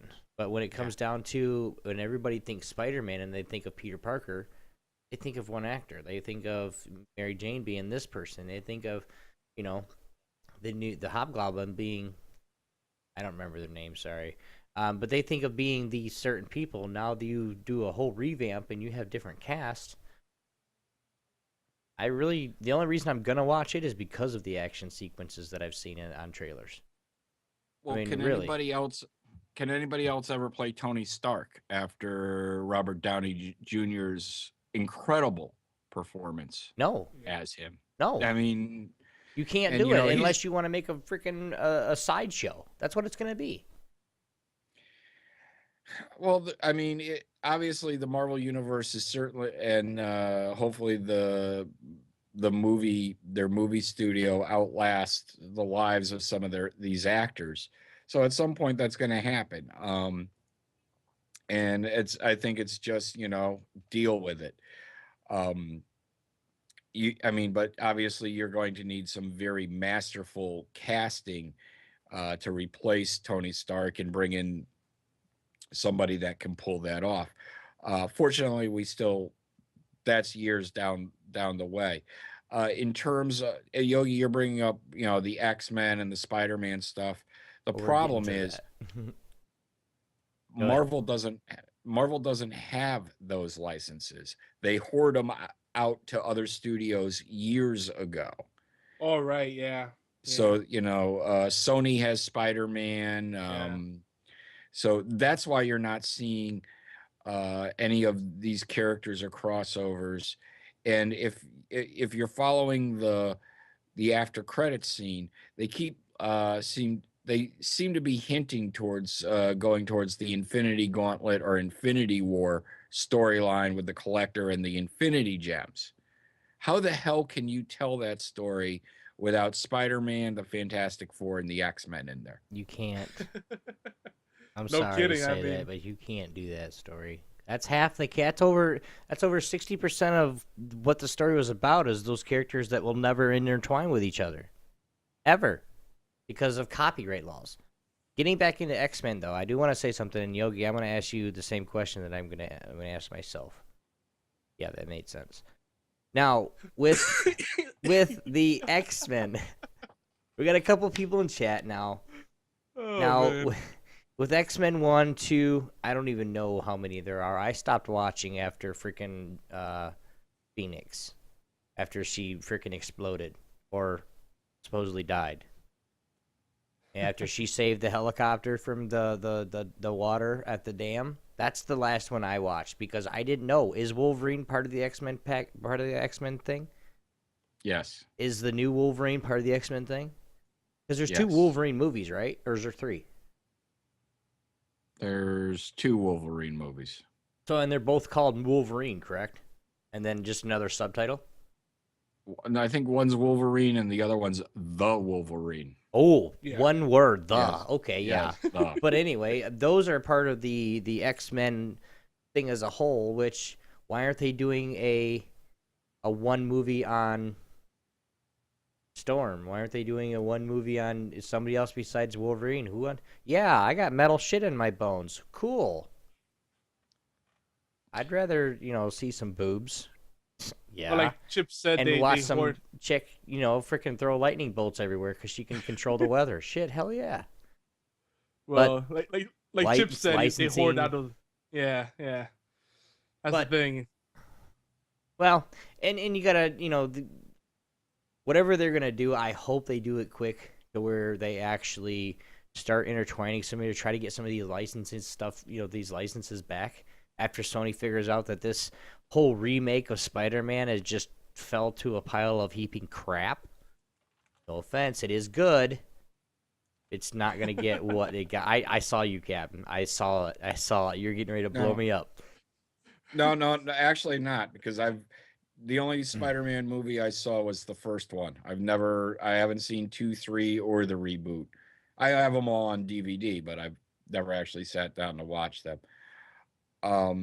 What they did do is they when you know about the Netflix series. I know you guys talked about it last week, and that's when I told Obi I wanted to come on because of your voicemail challenge to your listeners about who do you think should play the various characters.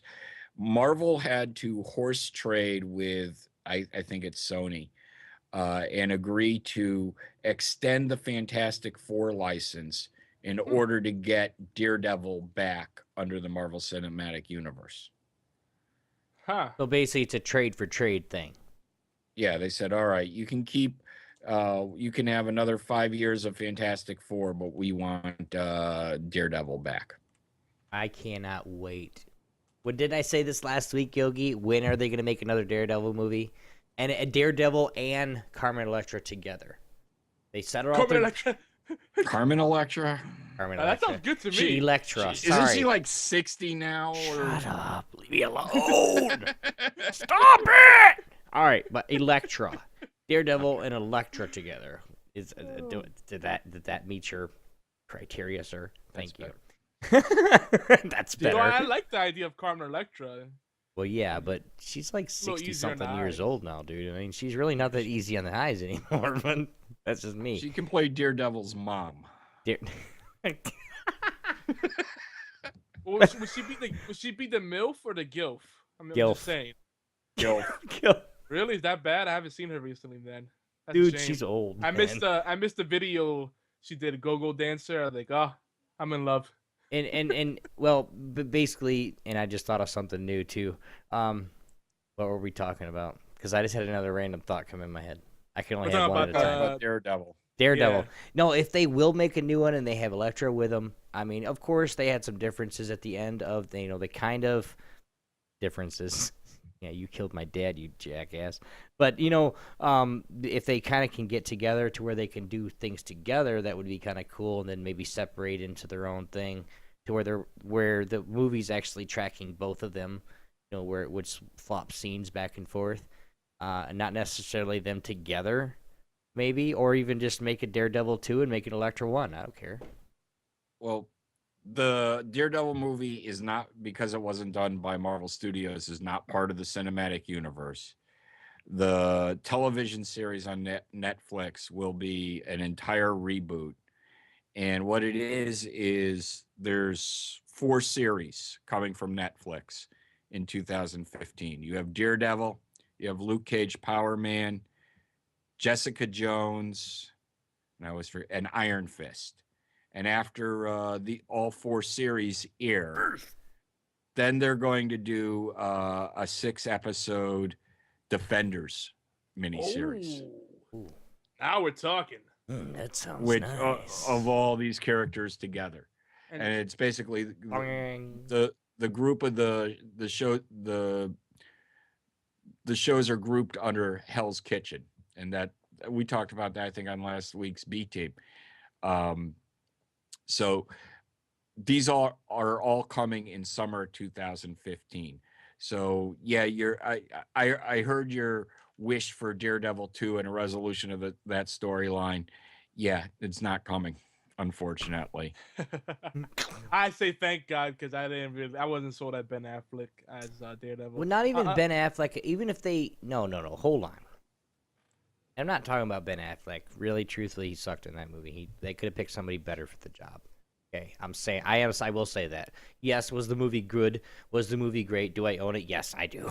Sorry, but I think I own it too. Even if they were gonna do a remake and start from scratch, then they need to if they're gonna make it to where it's under the Marvel, Marvel shield that I call it, under the Marvel roof. Then they need to start over, and if they're going to do it, they need to get the right actors for the right. I mean, yes, Ben Affleck, he did a good job. He's a professional actor. Whatever. For that movie, no. For Flyboy or whatever he did with the Air Force, that movie, perfect. Daredevil, no. Sorry, it's just not going to happen. They need to find somebody that's actually going to be a better Daredevil, and sell because it's basically a fresh remake. I like your hat, Chip. Oh, thank you. All I see is eyes looking at me like. But if they do that, I really think that it'll go over really, really, really well. We posed the same question on Agents of ShieldCAST a couple of weeks ago. Pick your actors for them, and my wife actually gave me a list. Nice. Before you get into that, Chip, I want to pass you real quick. I want to refresh me on comic lore, so we have a little more background on what they may be doing with the new Marvel Cinematic Universe. Okay. Right? Defenders, weren't they? I had a few of those comics, but I was really big on Avengers East, and how they split off. Wasn't Defenders like spun off of Avengers East Coast? No, one of the Avengers? The original Defenders were Namor, Doctor Strange, the Hulk, and maybe Ghost Rider. I know he was a member at one point. Oh, right. Yeah. And they were the non-team. They weren't a team that was actually together. By the end of the original series, you had Hellcat and Nighthawk in there. It was always an interesting book. Well, they were like a feeder team. Like they got people from other teams and whatnot, and they were kind of like dysfunctional in a way, right? Yeah, they were the team. They were a team that wasn't really together, but they kind of hung out and helped each other out from time to time. So there was no like true roster, I guess is the best way to put it.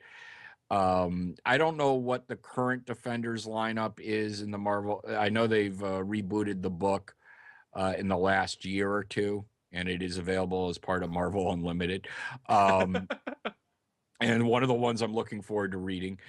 But Chip, you know what you need to do? You need to become an affiliate marketer for I've Marvel. already. We want sponsorship on Agents of ShieldCAST. We want our Marvel Unlimited. Hey, Dude, press I'll help you Hey. out with that, man. Hey. We'll talk about it off air. you do too. What? Hook a brother or brothers up. I would be happy to throw a tag on every Agents of ShieldCAST for some Marvel Unlimited subscriptions, but so I don't know what the actual Defenders in the comic book these days are. It doesn't sound to me like it's Luke Cage and Daredevil, but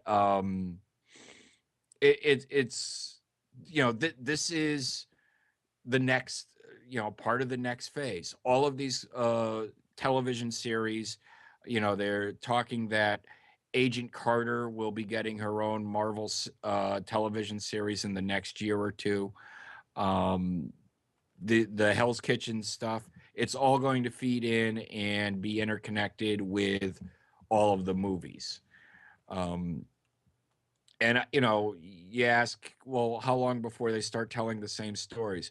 Well, I think you're always going to have some type of origin story.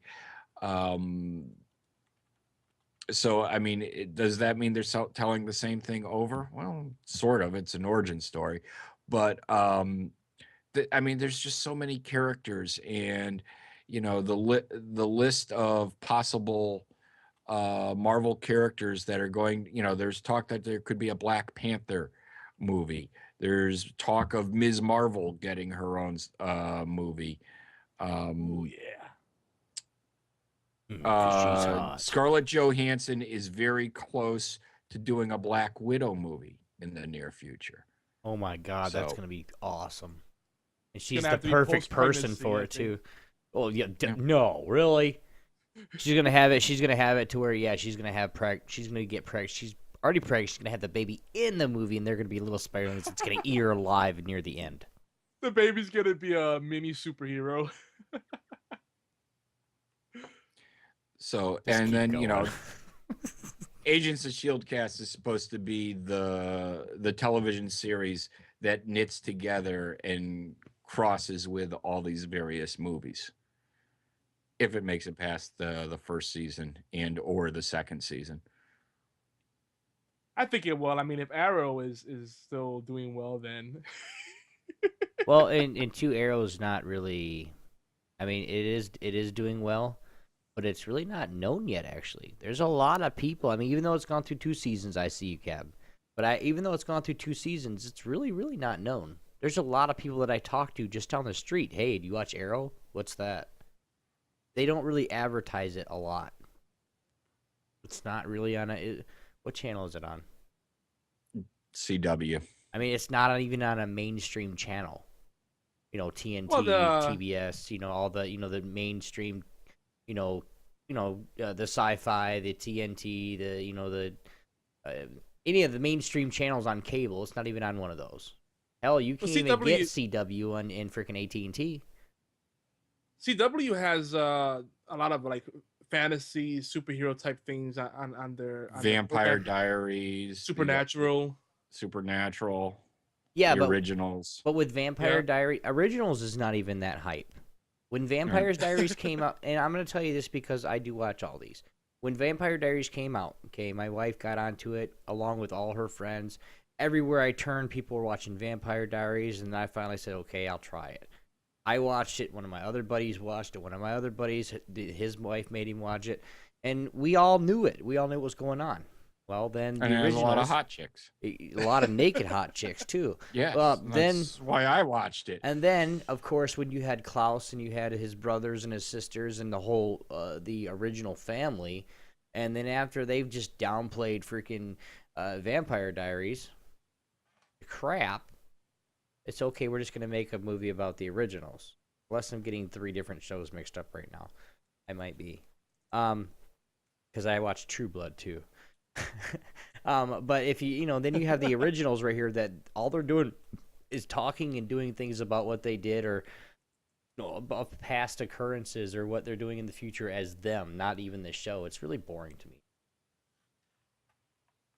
Yeah, we watched Vampire Diaries for a season or two and then just kind of lost interest.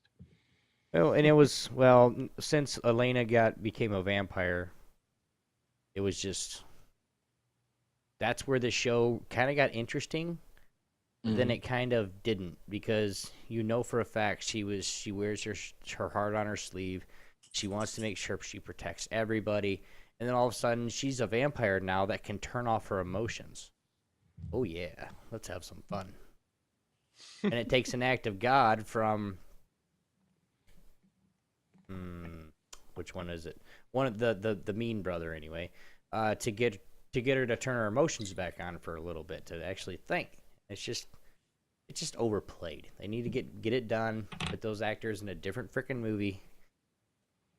Anyway, Dawson's Creek didn't work out well, so he had to play this.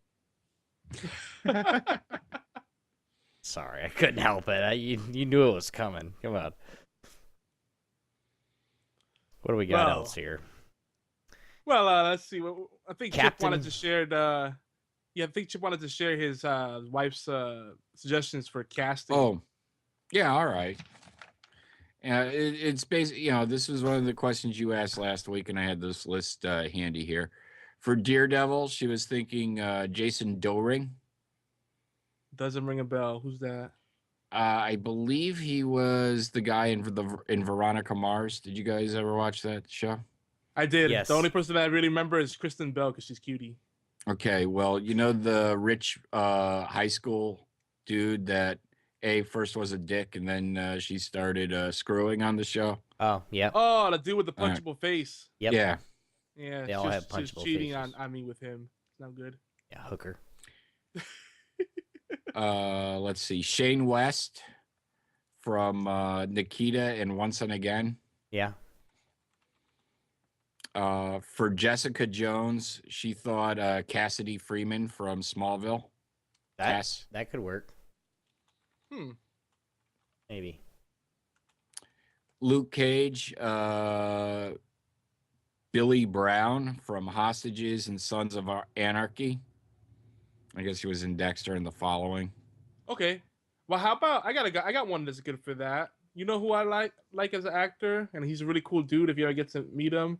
What's his name? Christopher Judge, I believe his name is, the guy that played the freaking was he a Goa'uld? But he was the big brawly black dude from SG-1 that always said indeed. That was his thing. No SG-1 fans out there? Okay. Not feeling the love. Moving on. All right. And then she put down Iron Fist. Ryan Quanten from True Blood. Yeah. Right. That Who's I that? really can't see. Who was Ryan Quanten on True Blood? I really can't see. The only people I know on True Blood are Anna Paquin and Eric Skarsgård. See, this is why I hate watching so many different vampire shows at once, because then I start mixing them up. Like I was explaining something to my wife's friend the other day on Vampire Diaries, and I started explaining something about the originals, and my wife's like, no, wrong show. I'm like, wait, what? You explain it. Or even I was talking about True Blood, but I was talking about Elena and Stefan from Vampire Diaries. Anyway, not bad. And then the other idea we had was Jason Hartley as Iron Fist. That's possible, maybe. Maybe. Well, think about. I mean, hey, he played Arrow. He's blonde hair. He's the right build, the right age. He'd make a good Danny Rand.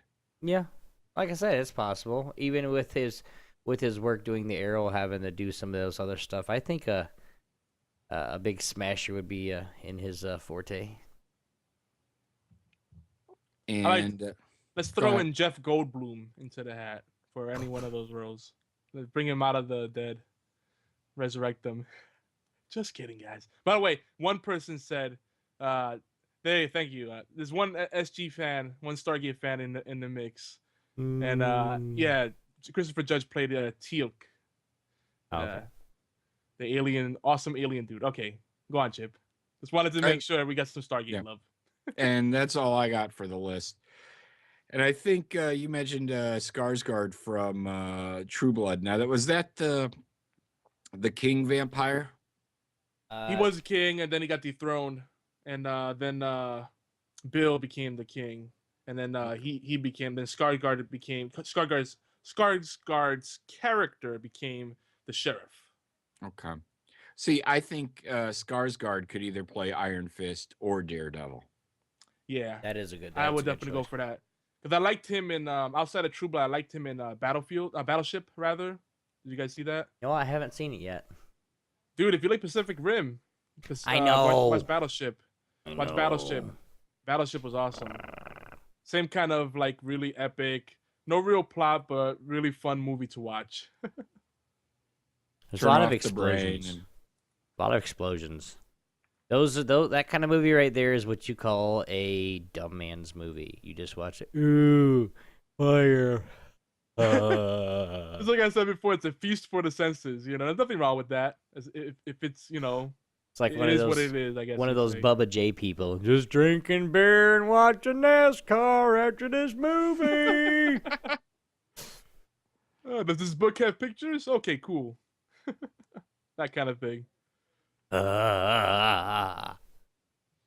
let's talk more about the movies that are coming up.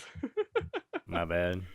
Anyway. So Captain America Winter Soldier, we finally seen a lot more than the usual teasers. The previous trailers were just teasers. There wasn't much substance to them, but we finally got to see more of the Falcon, you know, and they did a high-tech version of him. I know, Chip, I don't know. I'm kind of in between. I kind of feel the way you do, but I also kind of like the new look.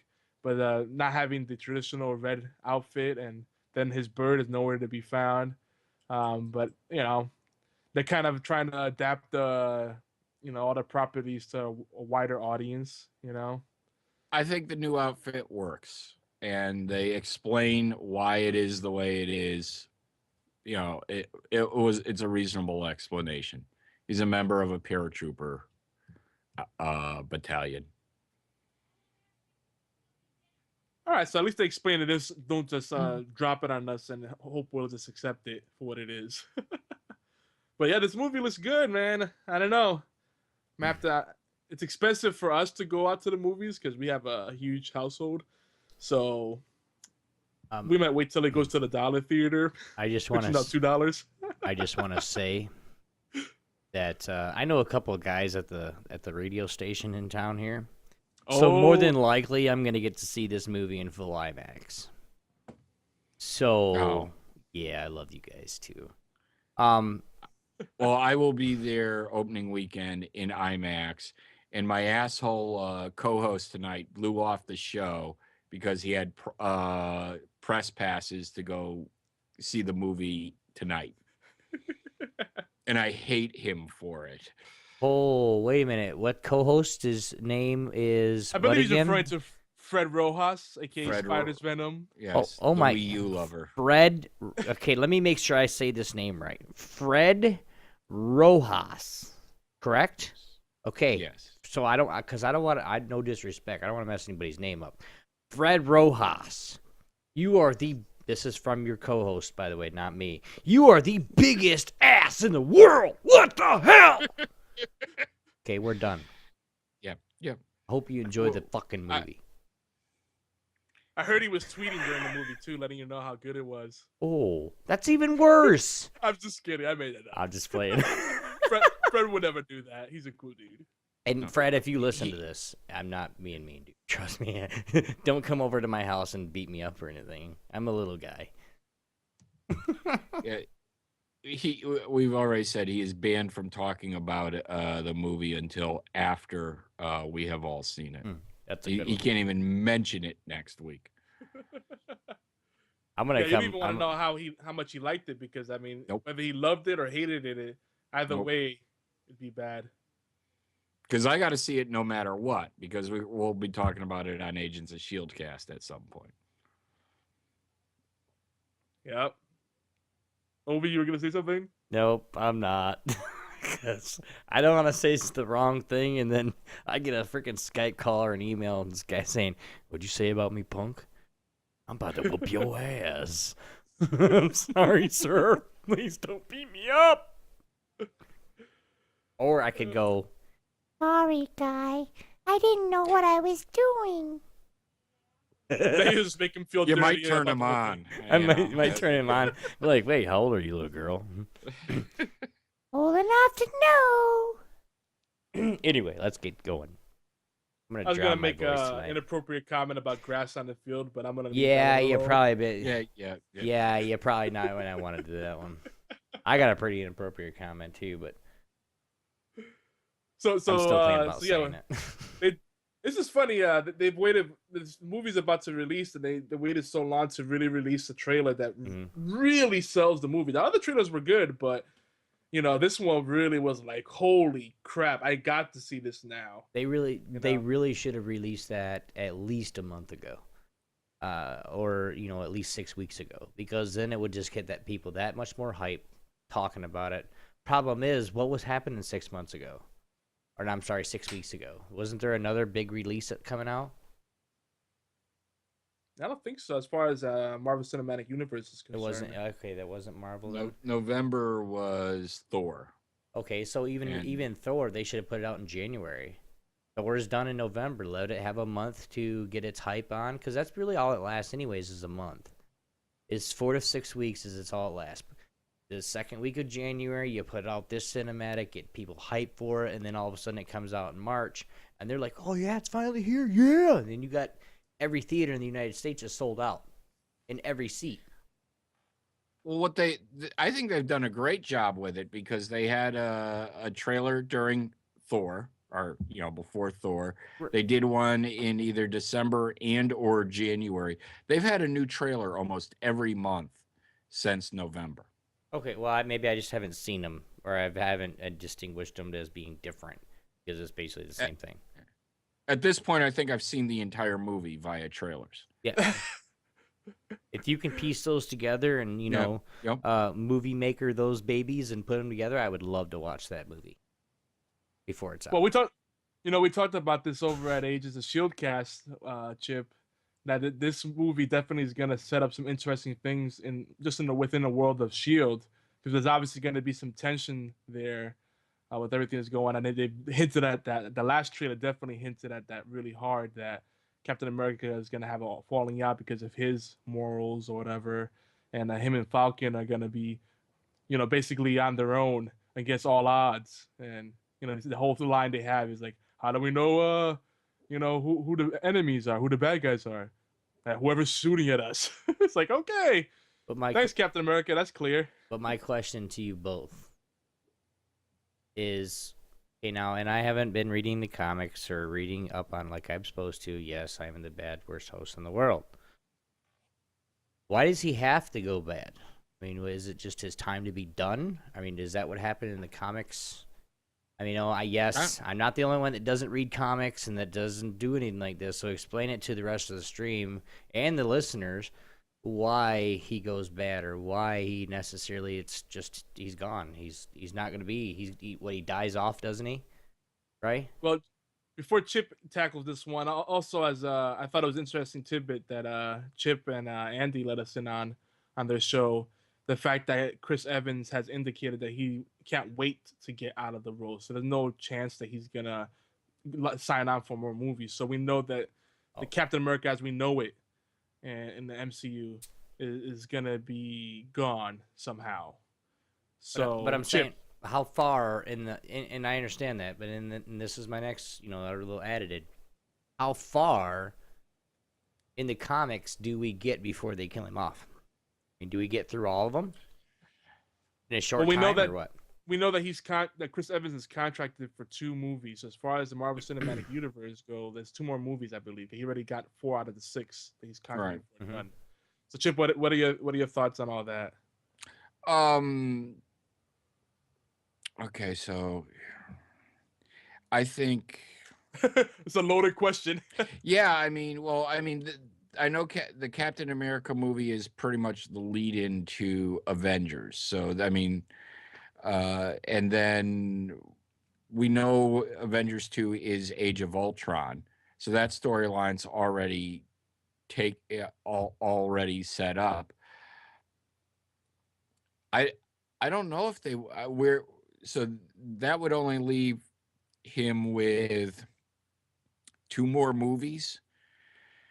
So what do? Do you do another run of movies without a Captain America 3, do Avengers 3, which could be Civil War, although how you're going to do that without the X-Men and Spider-Man, especially Spider-Man, and the Fantastic Four, and then kill Cap off in Captain America 3?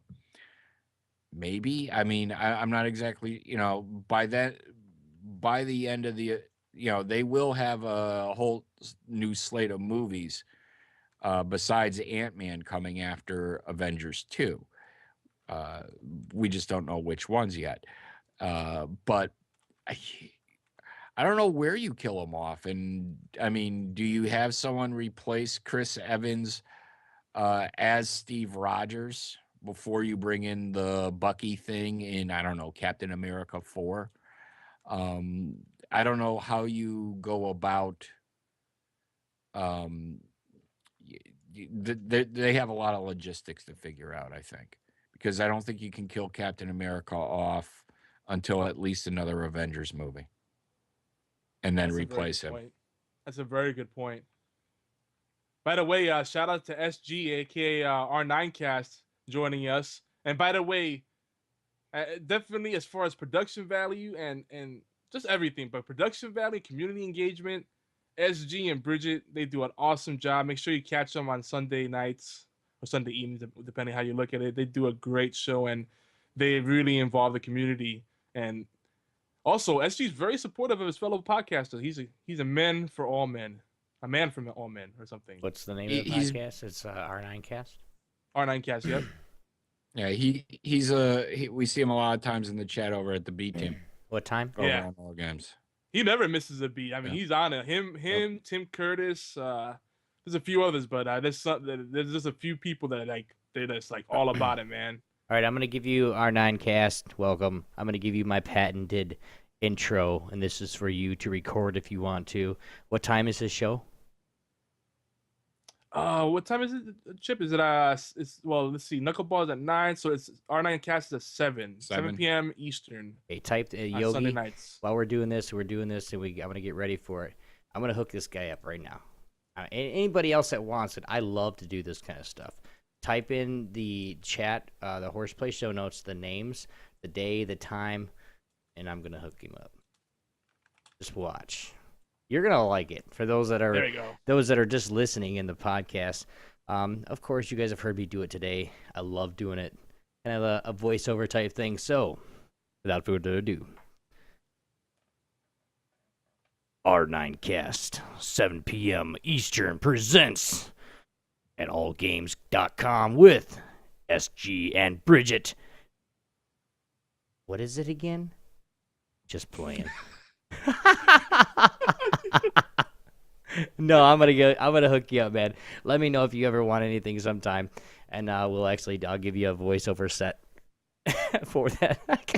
I was gonna do it on here, but I can't get the right thing. Fun fact about SG, he's really sick with the beats. So maybe one day, if we need some intro music, he might hook us up. I want a remix of me doing that. That's what I want. I tell you what. As far as the all game podcasts go, B Team, Gaming History 101, and R9Cast has some of the coolest opening music. Oh, Sunday night. Original intros. Sunday night, 7 p.m. Eastern Time. R9Cast presents on allgames.com with ESG. How do you say it again? SG. SG. Why do I use it? It's supposed to be his initials. Oh, got it. So with SG and Bridget. Bridget B. God. You know what? I'll write it all out and get it all said for you. Oh, Obi. They're trying to say you're using auto-tune. Auto-tune? I'm not using auto-tune. Especially when I can sit here and talk to you in my camera, and I'm looking right at you right now, so I hope you're watching. Okay, when I can sit here, hands up, no feet. I mean, I'll even put my feet up and then sit there and go, You wanna play? yes, that is me. All day long. Peace, word to your mama.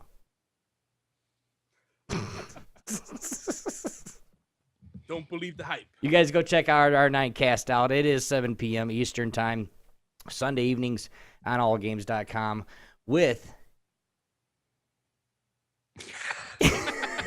SSG and Bridget B. Fail. I know, dude, that's like a whole lot of fail right there. All right. Is that a cue for me? I don't know. It I was, don't know if but Chip was you gonna didn't jump pick it up. in. But anyway, all right, one more time. I got to try again. Ready? Okay, here we go. Sunday night, 7 p.m. Eastern Time, R9Cast presents on allgames.com with... Damn it, I forgot again. I'm done. It's getting old now, and I'm getting mad at myself. SG. I said it right this time, too. I just forgot again. You know what it is? You need to watch. I know, I need some to of the write a old... script. No, you just need to watch some of the old commercials you used to have. But I remember they used to do Sunday, Monster Wheel, Monster Truck, Carnage. Oh, yeah. You go What Sunday, is those- 7 p.m. Eastern Time. R9Cast presents on allgames.com with SG and Bridget B. Come now, get it. How's There that? you go. Yeah, that's better. SG, I hope you caught a snippet of that. I'll do it again for you, man, if you want to record it. You'll have to highlight that part for him. I will, And definitely. we'll I'll hide it. I'll highlight it for him. And don't delete your recorded videos. I hate when I bookmark to them and then I pimp it out and then they're gone. What? I'm trying to send you some traffic on your channel on Twitch, and then I bookmark and I highlight your stuff, and then you delete the source material. It says, "Oh, this recorded video has been deleted." I have deleted you save none of them. forever. You have unlimited storage on Twitch. I haven't TV. deleted any of them. I don't want to Well, talk maybe- about it anymore. Don't let me do my CaptinChaos. crazy cow eyes. CaptinChaos, you ain't got to do that. You already do that every time you look at me. But CaptinChaos is going to fall asleep right now. His room's dark behind him. He's like, "Fuck you guys, I'm going home. I'm going to sleep." So let's finish I was this. looking for the. It's like, okay, where's my Wemo app to turn the light on? Apparently, I don't have it on my iPad. His wife's doing the classic turning the lights off hint. Like, come on, honey, time to come to bed. Clap No, it's on. programmed to go off at 1. Okay. Oh, see, now you just completely No, debunked. that's still the wife's hint. Hey, it's 1 o'clock, dude. Go to bed. Yeah. Ages of Ultron is very intriguing, I think. What do you guys think about Age of Ultron? I can't wait. I can't wait, but at the same time, I'm very. I have my doubts because I think they're trying to do way too much in one movie. Mm-hmm. They're introducing Ultron, so you got to tell his origin. They're introducing Quicksilver. They're introducing the Scarlet Witch. They're introducing the Vision. There's rumors of Ms. Marvel. And you already have the original 4 or 5 Avengers. And so I'm just not sure how all of this, how can you tell any of these stories with any depth in a 3-hour movie? It seems like they're overreaching. But at the same time, I can't wait to see it, to see if they can pull this off. Well, now, and if they can pull this off, are we looking at maybe not even a totally different direction with a part 2 or 3, or could this not be a drawn out series of movies? Well, I mean that what they said in the Marvel special that was on the other night is one of the things about the Avengers is the lineup is always very fluid. So, Chris Evans could be done after Avengers 2 and be replaced by Hercules or the Scarlet Witch or, whoever. Maybe they bring Wonder Man in. So these movies can go on forever. Iron Man doesn't always have to be an Avenger. Right. Well, that's true, and he wasn't always an Avenger either. So, next going on, you guys that read a lot of comic books. I know CaptinChaos, you did a lot. Yogi, you read your fair share. The Guardians of the Galaxy. Does that make you want to go back to the comics? Does that make you guys want to like get back into them and hopefully, yeah, just does it make you guys want to go back to comics and start reading them again or read them over or anything like that? Yogi? I am curious. I had some dealings with the Guardians of the Galaxy, and apparently they go back further than I realized. They go back to the 60s, and they've had like two main teams, two main lineups. Like they were recently rebooted in the comic book world, I believe, like back in 2005 or so, if I'm not mistaken. I think it was late 4. But yeah, so it's an interesting mythos they've kind of developed within that world, and it's interesting that there's overlap with what we've come to know as the Marvel Cinematic Universe. So seeing this movie pop up, it kind of caught me off guard. But if there's anything that sells me on it, other than Vin Diesel being the voice of Groot, which I think is hilarious. It is, yeah. And then also Batista being playing Drax the Destroyer. He's the really Diesel dude. I mean, that dude is pretty buff. He's scary. But yeah, you got him. But the most important part is Karen Gillan as Nebula. Shaved head or not, she's easy on the eye. Let's just say that. She's the girl from Doctor Who, by the way. She plays Amy Pond, which is why you need to at least catch some of the seasons of Doctor Who. Yeah, I look at when I originally heard the Guardians of the Galaxy, I said, really? And then you're right. There was a previous Guardians of the Galaxy in the 70s, 80s, and 90s, and they're the ones that I know, and they are an entirely different team than the ones they rebooted in 2004, 2005. I was interested. I had some interest when I heard they were doing the movie. When I saw that these aren't the Guardians I knew, I kind of lost interest. And then when I watched the trailer they released in February, it's like, take my money now. I want to be first in line for that movie because it looks absolutely incredible. It's going to be, I think it's going to be a little more lighthearted than some of the Marvel movies up to now. I think they're going to have fun with it, and I think they're going to tell a spectacular story with incredible effects, and I just can't wait. Even if I don't know who the characters are, but I will be reading all those books before the movie comes out. I'm very curious. Didn't at the end of Thor: The Dark World, I forgot what I was watching, but they had a cut scene at the end where like they're talking about they left one of the gems, the Infinity Gems with the collector. Gems. Yeah. Yep. And that was kind of a tie into Guardians of the Galaxy, wasn't it? So that really was a great way to intrigue people and ease them into that world, because I know most people are coming into it blind. Like, what the hell's going on? I feel like such a noob. I love those post-credits, almost all of those post-credit scenes, because there's always some huge reveal, whether it be the Cosmic Cube, the Avengers announcement, seeing the collector for the first time. It was like, holy shit. Yeah. They're always, sometimes they're even better than the actual movie. Well, just to kind of there's a lot of people right now that's actually saying I've never heard of Guardian Galaxy. There is a link right now for you guys that are actually watching live. I don't know what you guys think about it, but I have it pulled up on YouTube here. Do you guys mind if I show it real quick to everybody actually watching live for a second, or is that something we don't really want to? Go for it. Yogi, you cool with that, buddy? Go for it. I think I will take that bio break. You're gonna take that bio break now? Me too. Sounds good. Okay. Well, turn on the light. Why? Yes, turn on the light, please. We don't want you peeing on your shoes. Why they are taking a few second bio break, guys? We're gonna get right into this little. It's a trailer from world premiere of First Guardians of the Galaxy. I'm setting it up right now as a window slot. So you guys enjoy the trailer. We are going to watch it. We are going to have sound, of course. As always, got to have sound. So we'll set that up. And we're just going to put it right over top of everybody.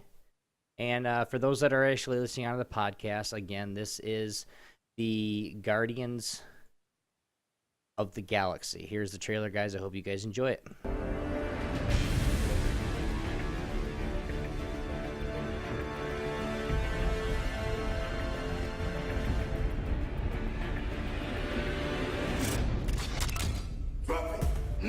Yeah, hey, cool, man. No problem. No problem at all. Who are you? Star-Lord. Who? Well, Star-Lord, man. Legendary outlaw. Forget it. We arrested these 5 on Xandar. Check out the rap sheets. Drax, aka the Destroyer. Since his wife This and is family actually were killed, he's Batista. been on a rampage across the galaxy in his search for vengeance. Gamora, soldier, assassin, wanted on over a dozen counts of murder. Rocket, wanted on over 50 charges of vehicular theft and escape from lockup. What the hell? Groot has been traveling recently as Rocket's personal houseplant / muscle. Peter Jason Quill. He's also known as Star-Lord. Who calls him that? Himself, mostly. He's wanted largely on charges of minor assault, public intoxication, and fraud. Oh, I'm sorry. I didn't know how this machine worked.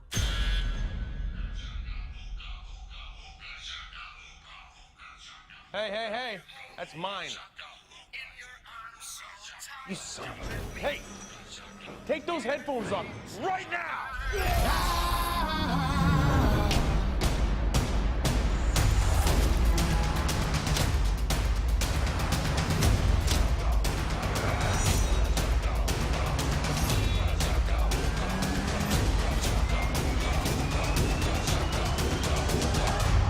They call themselves the Guardians of the Galaxy.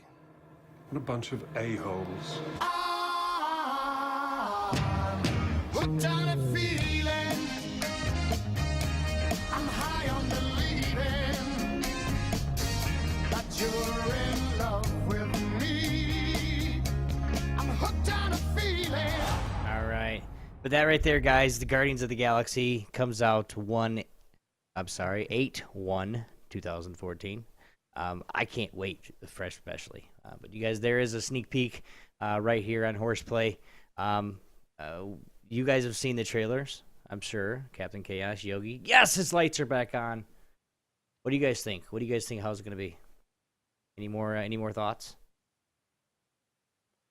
As like Chip said, it looks like it's gonna be very lighthearted, but at the same time, it's gonna give us some more backstory into some of the events that will lead up to the Infinity Wars and all that stuff, Infinity Gauntlet, which, you know, between that whole story arc, those story arcs, and then also, you know, Ultron. He's got the car stealing raccoon. Yeah, he's got the rocket raccoon. Yeah, nice. Bastage. But yeah, they're setting the stage for some really epic things. So, and it's gonna be crazy. Yeah, I mean, bet even it like is. if you just look at like the whole Loki business within, you know, Thor movies, you know, you can't get rid of that guy. They keep finding a way to bring him back and make him even more interesting. So I think about what they've done with Loki alone, and then Ultron in the comics was rebuilt like, I don't know, 20, 30 different times, something ridiculous. And, you know, he could transfer his beam into other things, and he builds his own. He could build his own little minions and everything, and you know, basically spread his consciousness into anything electronic or whatever, so you Right. can never really kill him. Right. I Well, guess. yeah, but you got to remember, Ultron went through a bunch of different fights with, you know, Ultron versus the Avengers, Ultron versus the Hulk, Ultron versus Iron Man, Brainiac. You know, just Ultron with the, you know, Avengers 2. I mean, there's just so many things that he's been in. He's got to die sometime. Sorry. I mean, really, he's around. He's gonna be around. That's just how it is. Yeah, so get back to it's it. gonna make things very interesting for sure. Can't wait. And I'm really stoked about seeing Vision come into the fray because I always thought he was kind of a neat character. I loved playing Marvel Ultimate Alliance. The first one, the second one I heard was kind of a stinker and I kind of skipped it. But I love the system in that game and just the fact that they just indulge you like all the characters they throw into that game. Mm-hmm. I mean, if there's anything that gets you excited about the Marvel Universe, playing that game, and then I see, all the stuff they're coming out with in that on actual big screen, I'm like, dude. By the way, Pork Chop loves your fluffy animal, Chip. That Pork Chop I got loves your those fluffy. I got those at Comic-Con last year. They had 1,000 of them. I got $9.98 and $9.99. Whoa. That's a lot. I thought about getting the last one just to screw the guy behind me out of one, but that was nice. And really, we had a really big feature planned, but we went so fast through this thing. The feature notes are done, so I don't know what we want to say, but I do want to. There is one thing I want to say right now before we can do anything else, guys. For all the people that are showing everybody here love, for the love of God, see this number above my head? If you guys are listening and you can't watch and you can't see the live cast or the show, there's a number. It says voicemail above my head in white letters. The only white letters on the screen except for CaptinChaos. 206-415-4987. That number again, 206-415-4987. You guys got to leave us a voicemail. We will play those voicemails on air, on live, on this show. Yogi, we have what? 1 or 2 voicemails this week is all? Yeah, I think we'll just play them next week. Okay. We'll for them to pile up, so we'll have lots of fun with them. Okay. So what we are going to do, since nobody called, I don't even think I called this week. I'm so terrible. And CaptinChaos, I implore you to join in on the fun. R9Cast, YouTube, Pork Chops, anybody and everybody that's in here or listening, call us. 206-415-4987. Tell us what you think. Even if it's something, hey, Obi, Yogi, what's going on? That's it. We're fine with that. We still want to play that on everything we got. So, that being said, Yogi, what we got going on next, man? We got I said I figured before we close off the segment, I want to see if Chip had anything else to add regards to the MCU, the Marvel Cinematic Universe. No, I think we did a pretty good job of covering it. I mean, this is something if Marvel, I think it's going to be interesting to see what happens with Marvel's Agents of S.H.I.E.L.D. I think it's a huge cog in their plan, and right now, while it is starting to gain a following and everybody says it's getting better, I'm kind of concerned that it may be too little too late. I hope not. I hope not either, because the series, the first 6-7 episodes were very sporadic, and then you throw in this god-awful scheduling that they've done since January. Yeah. Try doing a podcast about one specific television show where it keeps going on hiatus for a month at a time. It sucks. But you guys do a good job. I mean, you always make it interesting. So far we've been able to find something to talk about every week. You never need anything, just invite me on the show. I'll find something to talk about. Hey guys, my hand's blue. Whatever. I want to say one thing, and Obi, I know you watched the show too, but so let's see what you think. I think I know where Chip's at with it already, but I don't understand all the hate about all the hate towards Skye as a character. She's easy on the eyes. She's pretty interesting. She's coming in on her own. I think they're finally fleshing her out more. I know at first they tried to make her too much of a strong female character, and in the end she ended up becoming a kind of a doofus because of it, because she always had to prove how elite she was. I was like, look at my super uber hacking skills. It started getting tired, but I think now she's she has more of a dynamic personality. Like, you know, they really rather her out more. Well, So I don't know why all the hate about her. Like this, people say like her and like Simmons are the worst characters on the show, and I disagree. No. With Sky, there's a lot with Sky that people don't know yet. There's a lot of things that the Shield is keeping secret. I don't even know. Chaos, if you know what's going on with Sky, I would love to hear it. Because just the running around the bush every week and saying, well, we're going to tell you, or he wants to say, oh, hey, I want to tell you what's going on, or hey, and then they never happen. And then you got May being a freaking super secret bitch in the background, you know, trying not to do anything or trying not to screw everything up, but she's a two-time and whatever. And then you got people that are actually trying to do the right thing, you know, like with Sky. She's this is going to be a whole nother feature. Okay? Yeah. I can get off on Agents of S.H.I.E.L.D. Sorry. Well, in terms of Sky, you know, they always need to have a mystery going on the show. First, we had the whole Coulson, how'd he survive, et cetera, et cetera. Some people thought that ran a little too long.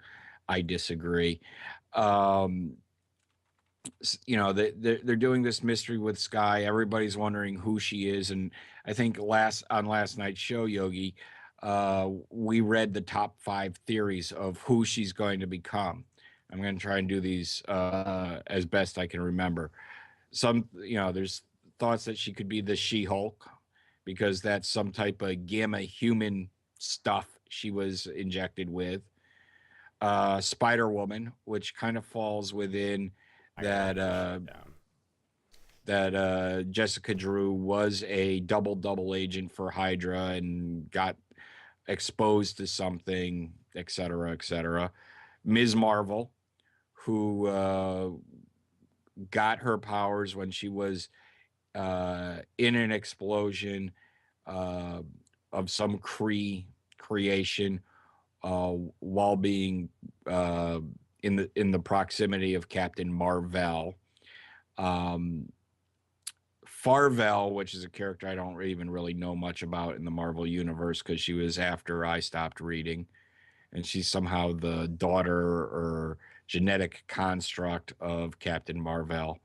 And finally, the one that they said it could really happen is Mantis, who is a very old Marvel character from the 70s. Mm-hmm. From the first, I don't know, 100, maybe issue 120 of the original Avengers series, who has some type of Kree background, has martial arts skills, as well as something else. What was your? And she'd be a low tech. She-Hulk, Spider-Woman, Farvel, Ms. Marvel, and Mantis. Farvel. All right. Because I want to talk about this. I'm writing them all down. So we're talking about, and then I want to get this straight here. I know we're basically getting into another feature, so I don't care, but we're having fun. We're talking about Sky, the computer hacker chick on Agents of S.H.I.E.L.D., right?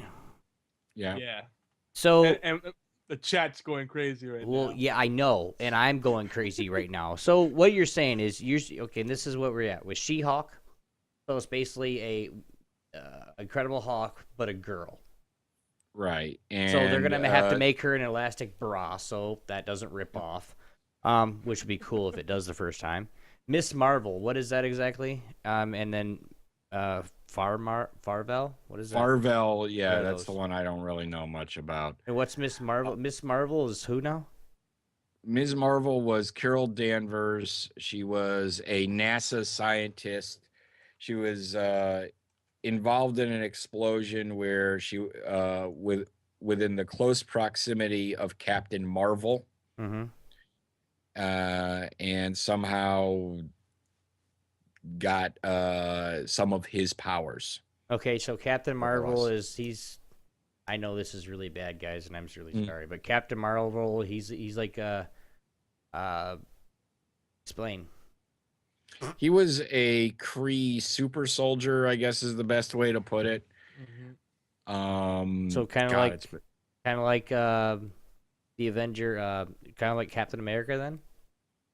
So he's Captain Marvel. No, he could fly. He had some type of, I think he had some type of force beam or something out of his hands. Oh, so it was a supernatural superhero. Okay. Yeah. Yeah, 'cause he's an alien, so aliens are cooler than human beings. Super strength, etc. I got one, guys. Now, to anybody, if you guys can all guess it, you can. The next question I want to ask you about, Captain, since you're here. I know we're going to have to shut down here soon, but I don't really want to. The Green Hornet. The Green Hornet. Not the Green Hornet. The Green Lantern. What is it, Green Hornet? That's DC! That's DC. Green Lantern. Oh, man. Come Why on. Why trying to make worlds collide? Because it's fun.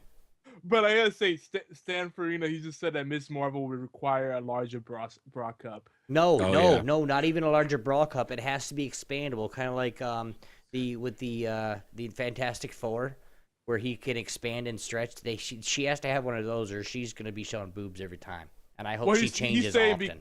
He's saying because Sky isn't really well endowed in that area, So and Ms. Marvel she will be after that. Ow. Boom.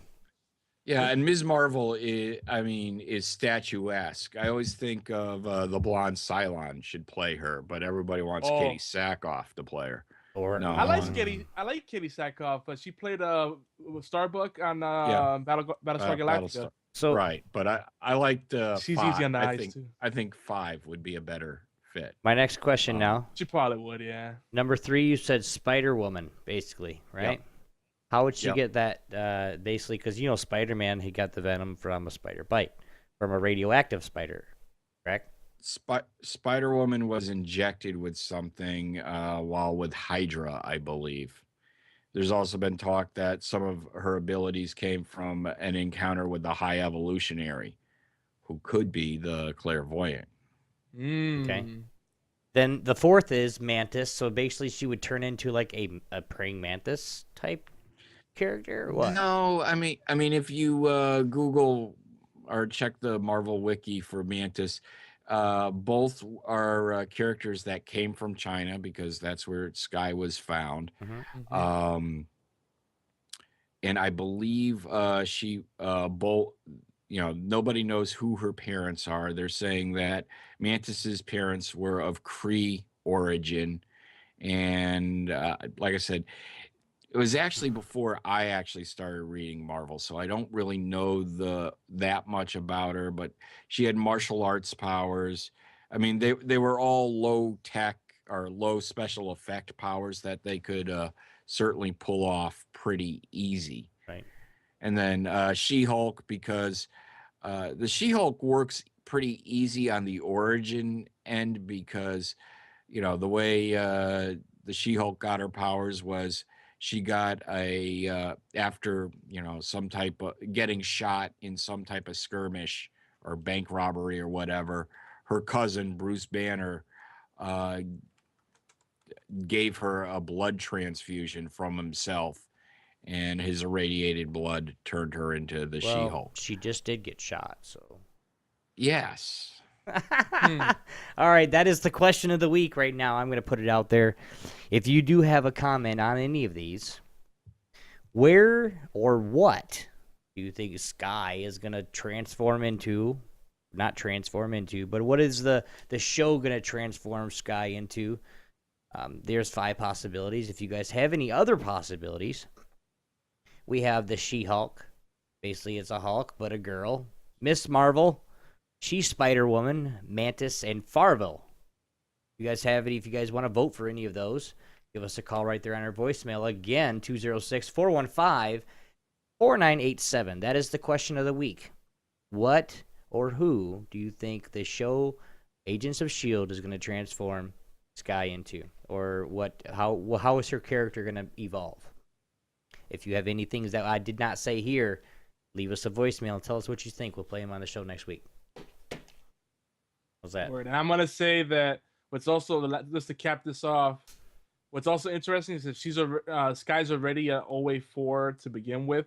Right. So we know that there might be some origins that we are not aware of yet. She's not even aware of yet, which is why she hasn't discovered her powers. Oh yeah. And then being injected with what she already was injected. Spoilers. it's gonna probably bring her out or augment what she already has. So I'm really excited, and I hope to God this keeps going on. This show keeps going on. We got to rally for it. It really does. We do want to get to you guys, and I know we're running late, but this is HorsePLAY, guys. We can't help it. This is how it is. We do want to let you guys know that we are following some indie games, HorsePLAY, and we're trying to get some of our allgame.com fellow podcasters to enjoy these games as well. There are a few games that on the Indie Watch here, Yogi. No? Well, actually, I wanted to share some quick deals for cheap bastards because we'll do that after this. Go ahead, do the Indie Watch real quick. Oh, okay. So yeah. And I was spreading the word like crazy about SoulForge. And like I say, this game has been it's the baby of many different developers. But Richard Garfield has been involved in it, who's the creator of Magic the Gathering. He's been a consultant on the project, and everybody's talking about Hearthstone, but don't sleep on SoulForge. It's a very good game. The company behind it, Stoneblade Entertainment, they're very engaged with the community. They're very generous. They listen to all the feedback, and it's just you stream SoulForge or do videos, and you get lots of attention because it's such a niche, and the fans are just amazing. So I'm gonna be doing a lot more SoulForge. I mean, I've been on a Hearthstone kick, but I'm gonna definitely be doing some more SoulForge as well and get back to my roots on Twitch. But and it's free. Did I mention it's free? Yes. It is. It's free. on iPad, it's on Steam, and the Android version should be coming out soon enough. And I think I'll skip through the rest of it because I definitely want to mention Armada. Yeah, I was gonna say that. Go ahead. Oh, okay. Yeah, I was gonna say that. I do want to mention Armada Online because one of the developers has been on the show before, and they also they were behind some cool games on the Sega Dreamcast and some other systems. This game they're building, Armada Online, is a labor of love. They really believe in the game. It's something that they would like to play themselves. That's why they're making it. And it's great seeing an old Sega game come back, an unofficial sequel or remix, if you will. Definitely. And they're really adding a lot more stuff to it. So make sure you vote for that over at Steam Greenlight. The more votes they get, the better, and then it could become an official Steam game. And all it takes is a click yes. You don't have to pay any money. And tell your friends to do the same thing. Tweet it out, Facebook it, Pinterest, whatever you got to do. These are really good guys. I'm telling you, these are not the money grubby type people. They're doing something because they really believe in it. And they do. That's it. Well, right now, guys, we are going to give you a few websites, few places to go where if you don't have a lot of money, myself, Yogi, I know we're exactly like this. We don't really want to spend a lot of money on games. For one, we already have thousands already. Maybe not thousands, but definitely hundreds. But we don't want to spend a lot of money at games. So we look for deals, and we look for deals that we can show you guys and show off to you guys so you guys get the same deals. All right, don't miss out on a Sega Humble Bundle right now. 80%? Was it, Yogi, off? Well, yeah, the Humble Bundle is gone, but they have a store sale. Yeah, the store sale, 80% off. Yeah, and hopefully it's still running by the time people listen to this. I sniped the last minute things on there. Up to 80% off on all the Sega games. Huge savings. That is huge. And of course, the Steam sale, guys, that happens every single week. They have the sales that they're doing right now on Steam with the cheap games and the cheap the titles. I mean, you get you get a bundle of games for $10. Payday 2 is also, it's only $9.99. You played that yet, Yogi? I got it off the Steam holiday sale. I got to reinstall it and play some more. But now it's free to play this weekend through Sunday midday. So if anybody wants to jump on it, get on Steam and just install it. That's all you got to do. And of course, try it out. And of course, it's free on PlayStation Plus. Oh, PlayStation. Go figure, PlayStation. Yes. And of course, PlayStation Plus is the best deal in gaming, period. Xbox One. But then I'm just messing around. But then, guys, How of do course, you like your edition of Civ Rev that you got for free this month? Anyway, and of course, also free on Steam that myself and Yogi do play. I know I do play, of course, the War Thunder, of course, and of course, you guys know I play Arma 2 with my clan down here on the bottom. And of course, I know Yogi's been playing a lot of Hearthstone, and we both play League of Legends. So, and almost every one of those, minus the Arma 2, is free. So I mean, it's not like you got to pay a whole bunch of money because you really don't have to just to play with us. So, Yogi, you got any other deals that you want to make sure that you talk about? Yep. Well, again, I want to invite everybody to join us on Hearthstone and SoulForge, free games, and of course Marvel Puzzle Quest. Yep. So, there are no slots in the B Team Alliance right now. Not at $11 a slot. Unless you're willing to. Unless you're willing to pay the $11, then you can have that slot. If you want to send PayPal donations, that's CaptinChaos Smarty Pants. Or no, it's CaptinChaos in Hot Pants, right? At gmail.com. Yes. And just send the PayPal over there.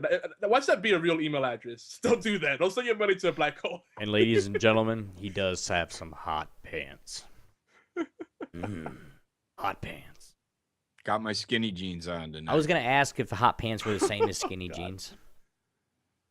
I don't even want to have that picture in my head. I'm sorry. Disclaimer: guys should not be wearing skinny jeans unless maybe if you're a skater. Then maybe you might get away with it. Not even if you're a skater. I don't care. Yeah. Remember, guys, the Steam free-to-play weekend ends Sunday around midday. I want to say 1 o'clock, but it could be a little bit earlier. So make sure you guys play those free-to-play games if you want to get them. If you're thinking about buying them, so you want to make sure you get it. Sunday is the cutoff. But, as always, of course, Steam does have deals during the week as well. Starting Monday morning, they have deals all the way through, I think it's Thursday, and then they do the weekend sale again. So it's every week like this, guys. So make sure you get on Steam, get your stuff up, and make sure when you are on Steam, come check out the community, guys. HorsePLAY. Come check us out. And, of course, Geeky Antics. If you guys aren't in Geeky Antics right yet, you are wrong. Go check us out, guys. GeekyAntics.wordpress.com. It's our network blog. You can check us out on anything and everything that we're doing. Are you dusting off anything today, Yogi? Yeah, real quick, like I said, I've been on a real kick with Hearthstone and so forth. I think I've beaten that horse, and of course, Marvel Puzzle Quest. I know Chip is there too, but I do want to also say, as part of the Sega Humble Bundle and the sale, the weekly bundle and the sales they had in the store, I have 50 Sega Genesis games all in one convenient place. And I'm going to probably be streaming. I'm going to do like some retro Fridays and Mondays or some kind of theme on Twitch and play those games. And there's a lot of good games. And there's some stinkers in there too. But, oh, man, I already started streaming them over on my channel. Yogizilla, by the way. Twitch.tv/Yogizilla, in case you didn't notice. But I'm stoked about that. And like you said, I have a whole list of crap on Steam. Chip, how about you? Have you dusted off any games that you haven't played in a while, or is there anything you're planning to add to your playlist? I'll plug one. I picked this up last night. It was basically the new generation of consoles had nothing to offer this week. Surprise. They didn't have much to offer last week either. Titanfall.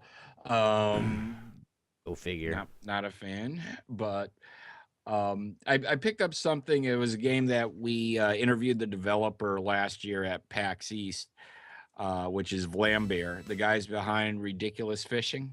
Did you guys ever check that out on iOS or Android? I've heard of it.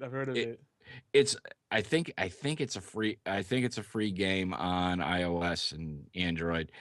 It's a hilarious old school graphic style game where slowly you go fishing, and once you get your line down as far as you can, you got to navigate back up, and once you get your line to back up out of the water, all the fish go in the air and you break out your guns and you shoot the fish.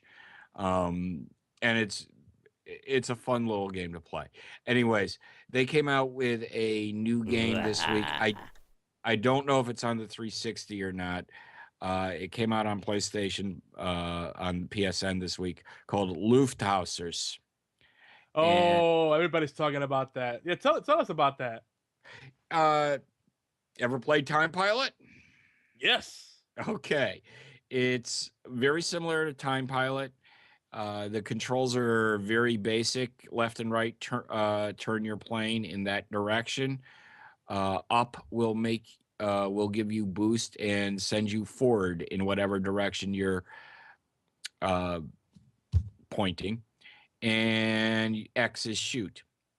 The idea is to shoot everything on the screen, the planes, the boats, the ginormous blimps above you, and stay in the air. To slow down, all you do is stop boosting and your plane will stall. If you stop shooting, your health regenerates. And it's basically a shmup. Nice. Yeah, and it's a very limited color palette. Maybe, it's a lot of orange and yellows and maroons. I saw that. I think it's a remake of an old game, wasn't it? Not that I'm aware of. Hmm. And and the idea basically being if you try and string together as many kills to build up your combo meter, which builds up your score, and they have a ton of different enemies coming to you. It's got a great soundtrack, and right now for PlayStation Plus members, it's $8. And it was one of those games that I was playing last night. Okay, just one more shot. Yeah, let me take another shot. Yeah, I really should go to bed after this next game. And 2 hours later, it's like, oh shit, I'm not getting up for work tomorrow on time. And it's a lot of fun. It's kind of retro. It's got a very retro look to it. It's even got a retro gameplay to it because it's basically high score. It will give you certain challenges saying you need to do this, which gets you skulls. The more skulls you unlock, get you various different power-ups that you can put on your plane. Some make you go faster, but your turning radius slows down. Some, like I had the spread shot, an armor, and a turbo engine. There was one engine which was bullet propelled. So when you boosted forward, you had bullets coming out of your ass to get the bad guys behind you while you were shooting forward. Would that be consistent as farting? Yes, you were farting bullets. Nice. And except, it was extremely slow and really screwed up your turning radius. Right. Fun little game. And, nothing new, nothing different, but certainly a way to kill a few hours. And they will melt away before you know it. All right. Hell yeah, man. And as you guys know, I haven't really been doing any other games this week. But I do want to start something here. I go around to a lot of streams. Lately, I've been going to the FIFA 2014 streams, the 2K 14 stream of basketball, and watching lots of people lately. And one guy that I seen, and this guy he was taking so much shit from everybody. I mean, just people were talking trash, trolling the shit out of him. He was good. And I want to give him a shout out. Pork Chops, he's in chat right now. If you guys you guys got PS4 and you guys have 2K14, you guys want to go play with him at the park, you guys go hit him up. He plays some pretty good ball for a video game. Anyway, but you guys go hit that up. That is twitch.tv XX_porkchop XX, guys. Go check him out. Follow the stream. And there you go, man. Got to get you a shout out because I did say something to him. I said, dude, I got to get you. I'm going to get you on my show on Thursday. I will shout you out, man. I will shout you out. So got to get that shout out to him because I had fun. I was not feeling very good trying to fall asleep. I think I watched him for like an hour and a half on my cell phone. until he's like, until he banned me for some reason. And I was like, why did I get banned? Why did I get banned? And then I couldn't do anything on my cell phone. I had to go to the computer. It's like 3 o'clock in the morning and everything. Well, actually, it is 3 o'clock in the morning now, but yeah, big shout out to Pork Chop. Keep balling, man. I'll keep watching. Again, Yogi, you got anything to say? Well, I was about to say I follow pretty much everybody that's in the chat. If you're cool, I'll follow you, and if you stream, I'll be happy to join you. We could do some cross streaming, whatever. Or I'll join your stream or whatever we want to do. But Pork Chop's gonna have to give me some pointers on Football Manager 2014, because I'm not really big of a soccer guy, but that game is strangely fun to me. I don't know why. He plays basketball. I thought said FIFA. No, 2K14 Oh. NBA. He's in the park, man, shooting it around in the park. A whole different. I want that game so bad, but I don't want a fucking PS4. I love basketball, so that's cool with me. What's your hate on Sony? Dude, I just can't do it, man. And if you come back when we have a Sony bash night, I will allow you to come back, and you will hear me with my problems with Sony. If we do that right now, we're going to be on till 3, and I don't want to get pissed people off, especially your wife. We've had an episode dedicated to that, but it comes out a lot, especially our early episodes. Yeah, Chip, just watch episodes like 2 through like 4, and then 6 through like 7. Right. And when we had a third host that was permanent on here, and when he was the Sony fanboy, and then we used to go into like some really epic, passionate discussions about it. I do have some news about that. Oh yeah. That Sony fanboy. You guys do remember our first? Was it 7 episodes he was with, or 6 episodes he was with us? No. More or less. 4? Yeah. 3 or 4. Anyway, but Soldier, looks like there's a good possibility that Soldier will be joining us back on Horse. Yeah. Yes.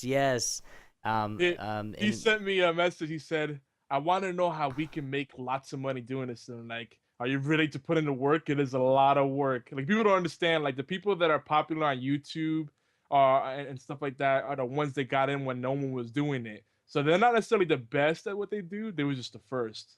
The ones that have to come in on it, recent years, or 3 to 5 years, it's like grind. But we ain't scared. We're just having fun with it. And if we, do bigger things with it, even better. By the way, in the chat they said, this is for you, Chip.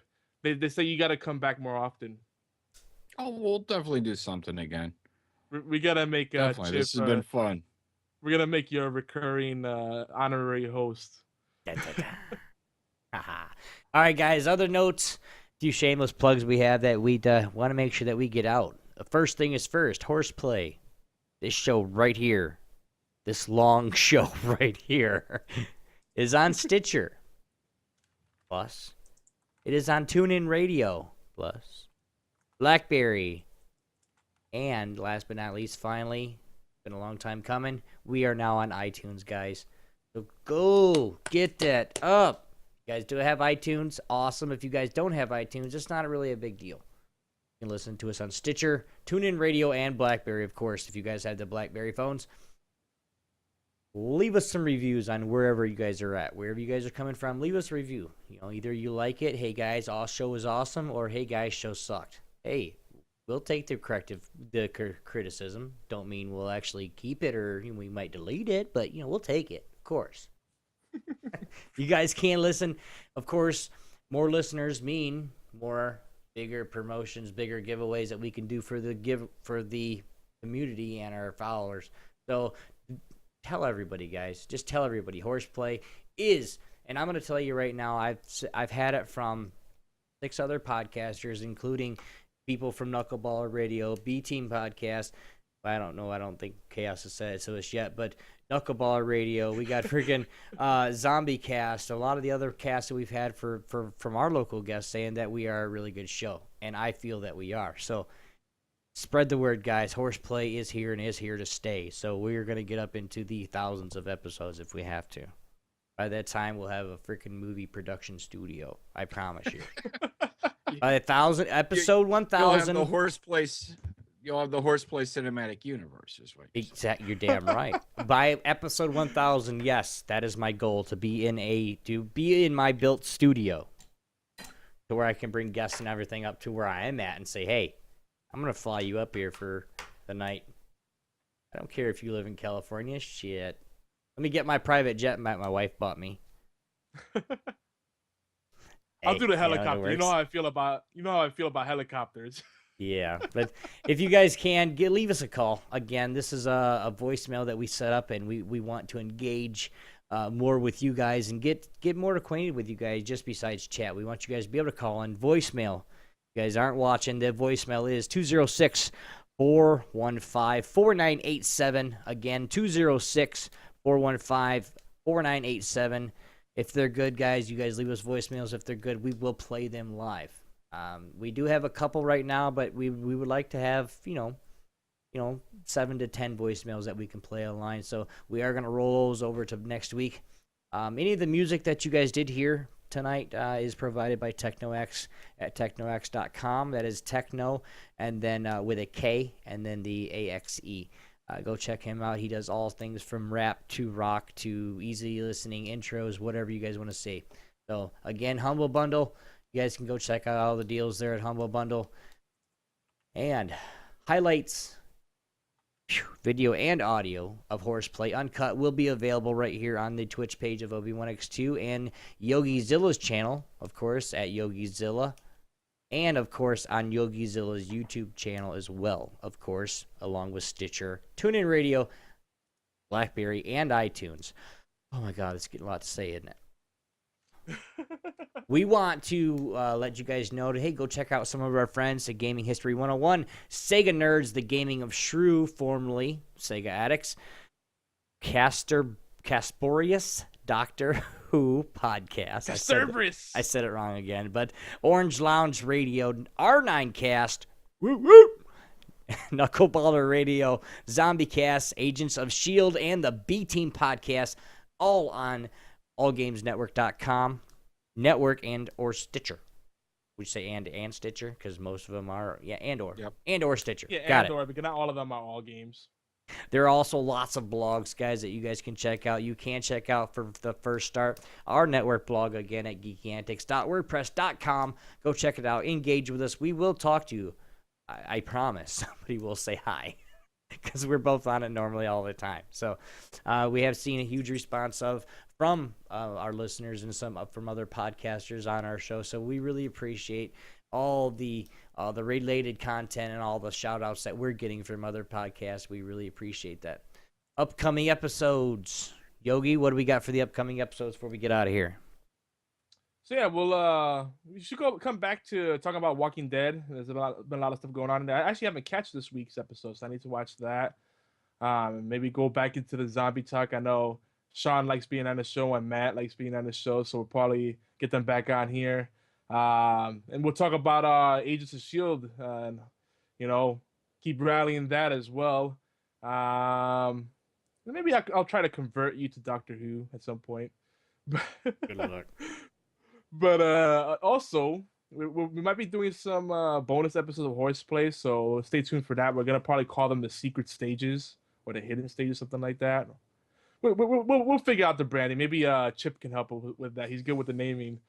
But also, we will do a segment we've been putting off for a little while. Just kind of going back down memory lane, talking about some nostalgic value of gaming, and what I would like to do is talk about games that we remember being good, and then when we go back and play them and say, yeah, that was just nostalgia. They weren't as good as we remember, and then talk about the games that actually really were good and still hold up today. So stuff like that, I think it'll be really cool to do a segment like that. That's pretty much it. And Mr. CaptinChaos, do you have any closing remarks for our listeners and viewers? Well, you already mentioned you can go check out all our stuff over at the bteampodcast.com. We are on allgames.com every Thursday night at 9 p.m. Eastern. But if you go over to our webpage, we have links to our Facebook, our Twitter, and our infamous YouTube channel. And Next month, we will be at PAX East. We're going to be doing at least 2 shows live from the convention center. And, we usually get somewhere between 10 and 20 video interviews that'll be going up the week afterwards. And it's 3 days of hell, but it's, there's a reason I don't do this professionally. Make sure you wear your Dr. Scholl's.